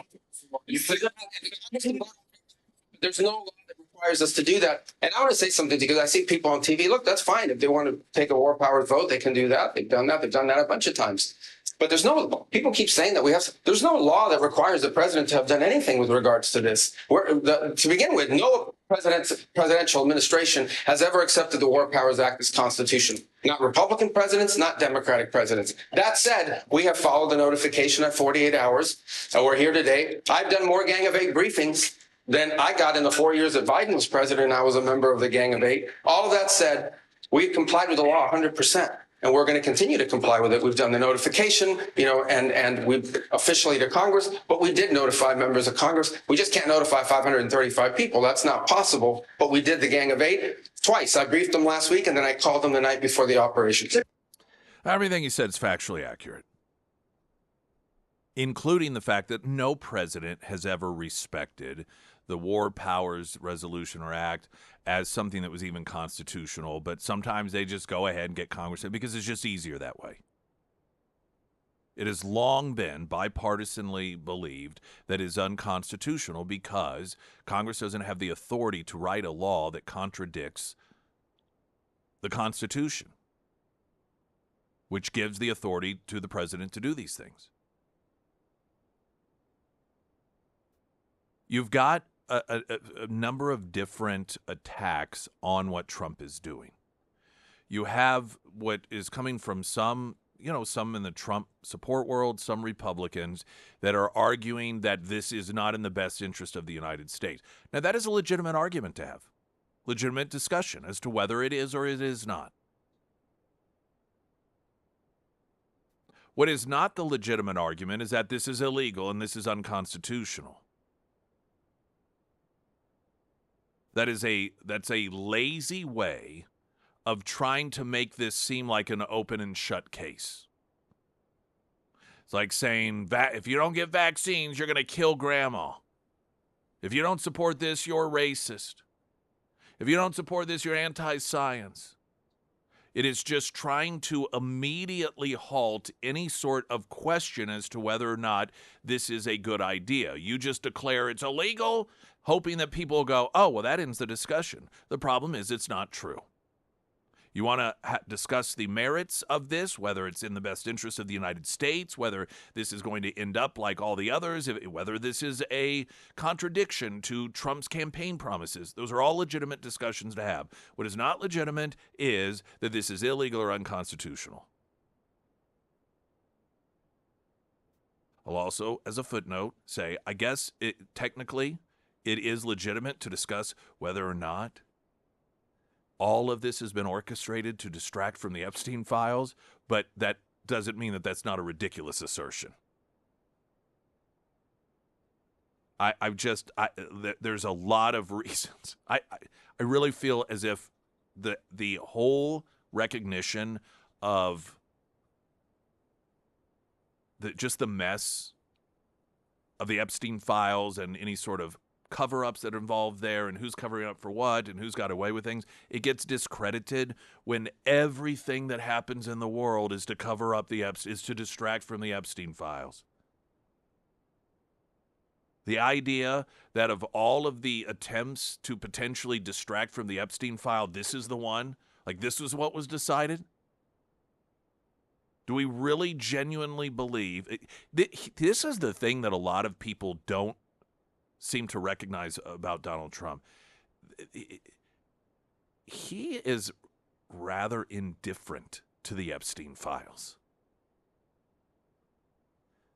Trump's lack of proactive, just get to the bottom of it. We're going to nail people. It isn't because he's covering up anything. Not that there aren't people who potentially are. He is indifferent to that. And there's reason to criticize that. I think it's fair to say he should not be indifferent to it, but Trump is a guy that he's indifferent to it because he recognizes that really there's nothing that he is going to be able to do that somehow magically, quote, fixes all of that stuff. He's president. He doesn't, the files are getting released and, it's getting behind schedule because they're short-staffed, and I know some people don't believe that. Fine. I mean, millions and millions and millions and millions of pages have been turned over, many of which have ludicrous accusations against him, which obviously, if there were some sort of cover-up, he wouldn't release. I just don't want to go down this pathway. But that's what a lot of people don't understand, is that he is more indifferent to it than anything, because Trump he doesn't like to waste time on things that he feels that he cannot do something about. Because if he's focusing on those things, then there are things out there that he can do successfully that he's not. He's all about prioritizing his time to focus on things that he can actually make a meaningful change with. And when you understand that, you understand his initial annoyance and aggravation when all of this really began to turn around and give Democrats a narrative, was I don't know, it was in the middle of him doing 80 different peace deals at once, and all of these massive things were going on, and he's being asked about Epstein files, and he's like, who cares, because in his mind at that point, listen, I got Pam Bondi on it. They're working on it. They're going through these files. Although she may not be doing the best job, and she's certainly horrible at messaging, as president, I've got all these other massive things going on. I don't care about that. I'm moving on from it. And it wasn't because of some vast cover-up by Donald Trump, especially because he was trying to cover him for himself. If he never would have, in the beginning, put a focus on it as far back as 2016.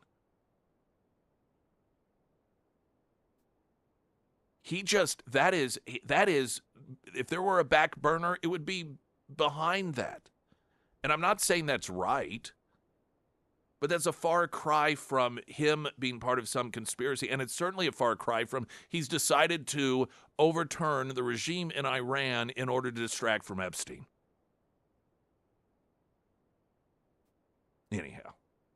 But at least that's a discussion that you can have that is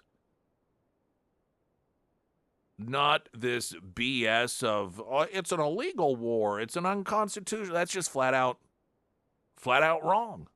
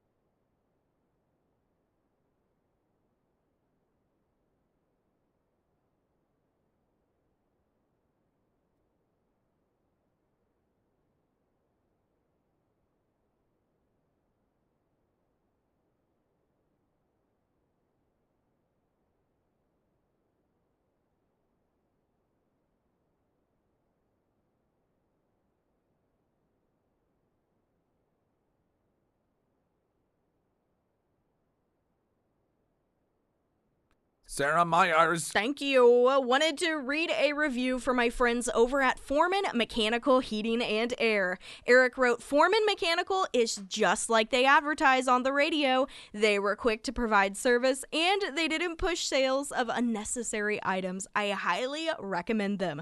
See, I am many things in life, but I am not a liar. If you haven't had your shut up. If you haven't had your AC unit serviced yet, now is the time to do it. One of the best ways to keep your systems running for years and years is to get regular professional maintenance on your unit. And the Foreman team, they offer an annual maintenance plan. It includes cleaning, they do a check on your refrigerant, a check on your electrical connections, and so much more. So if you haven't scheduled that annual maintenance, make sure to reach out to Russell soon. You can find all of the contact information for Foreman Mechanical Heating and Air under the Sarah's Endorsements tab at ksgf.com. I got all scheduled You up. did? Yeah. Good. So, and in fact, I talked to Russell yesterday, and he was telling me that I guess he just recently, I think he got a new work vehicle, and he was very pleased about that because the last work vehicle, essentially the radio system was broken. And Yes. Yeah, he was telling me that last time I saw him. But he was all excited because now he can listen while he's going from one appointment to Russell. And then, that being said, yesterday I utilized one of our other partners, MTS Express, which they do simply services, right? Yeah, and they do the balance. I mean, everything. They have all these the equipment, the advanced equipment to do everything that is done in an actual tire shop. And I've not had the chance to use the services, but the girl child on while I'm doing the show yesterday, I get a call from her during the show, which I thought, well, that's unusual because she knows what I'm doing. And anyhow, so she had gotten a flat tire. And I went after the show. I said, okay, well, she got a ride to school, and I went and I was like, well, I'm not going to get this towed. I'm just going to put the spare on. So I got the spare on, and it was right on ZZ. So, heavy traffic, and it was the wheel facing like on the side of course, the traffic. And I parked my truck in a way to give me a little protection, but still, just to be safe, every time a car I'd walk around, get out of the way and then go back. So it took a while. And because I was like, I'm not going to have this towed. I'm just going to put the donut on it and then go from there. Got the donut on it finally. I drove 50 yards and it went flat. I was like, are you kidding me? So I was like, dadgummit. But I called MTS Express, and they were like, okay, what's the car? What's this, that, bam? I said, okay, where are you going to take it? I said, well, I'm going to have, or where is it? I said, well, I'm going to have it towed to the house. And they said, all right, we'll be there in a few hours. And I mean, it took, I don't know, I had 2 new tires put on, and, they do the balancing and everything. I just can't imagine doing it any other way now. I mean, honestly, I think of all the times I've gone, sat watching. Don't get me wrong, I love Andy Griffith, but it seems like something like that is usually on the TV in the waiting room, and then there's bad coffee and sitting there for an hour and a half, and I'm 25 minutes they were in and gone, and it's just so easy. So I definitely recommend any sort, if you have any, and they do very, very high-end vehicles as well. But MTS Express, great. And Jordan, the owner, he's great. Oh, and he was complaining to me that his work vehicle, the antenna broke on it, and so he's not able to listen to the show. I said, I was just talking to Russell, and he just got a Foreman Mechanical, a new vehicle, because his radio wasn't working, and now it is. This went full circle. I know it did. It go total full circle. So Trump posted, this was Sunday, a video, and it was titled Mitch McConnell arriving to block the SAVE Act in a last-ditch attempt to save his name, and it was just a video of the scene of Weekend at Bernie's, where they're, you've seen the movie, right? You know what Weekend at Bernie's is? No, I haven't seen of it. All the references for Joe Biden, you never once looked up what are people talking about when they say Weekend at Biden's or whatever. So Weekend at Bernie's, the premise is, I haven't seen it in a long while, but these 2 guys, they end up at, I think it was their boss's house for a week. They're going to have a party or something, and he ends up dying, so they have to pretend he's alive, and so they're like, put sunglasses on him, and they're, going all around with him, trying to convince people he's still alive, but he's actually dead the whole time. It's called Weekend at Bernie's. Anyhow, so it is a reel of a scene from that, and Trump posting that it was Mitch McConnell arriving to block the SAVE Act. See, even when conducting a war, Trump still has time for great memes.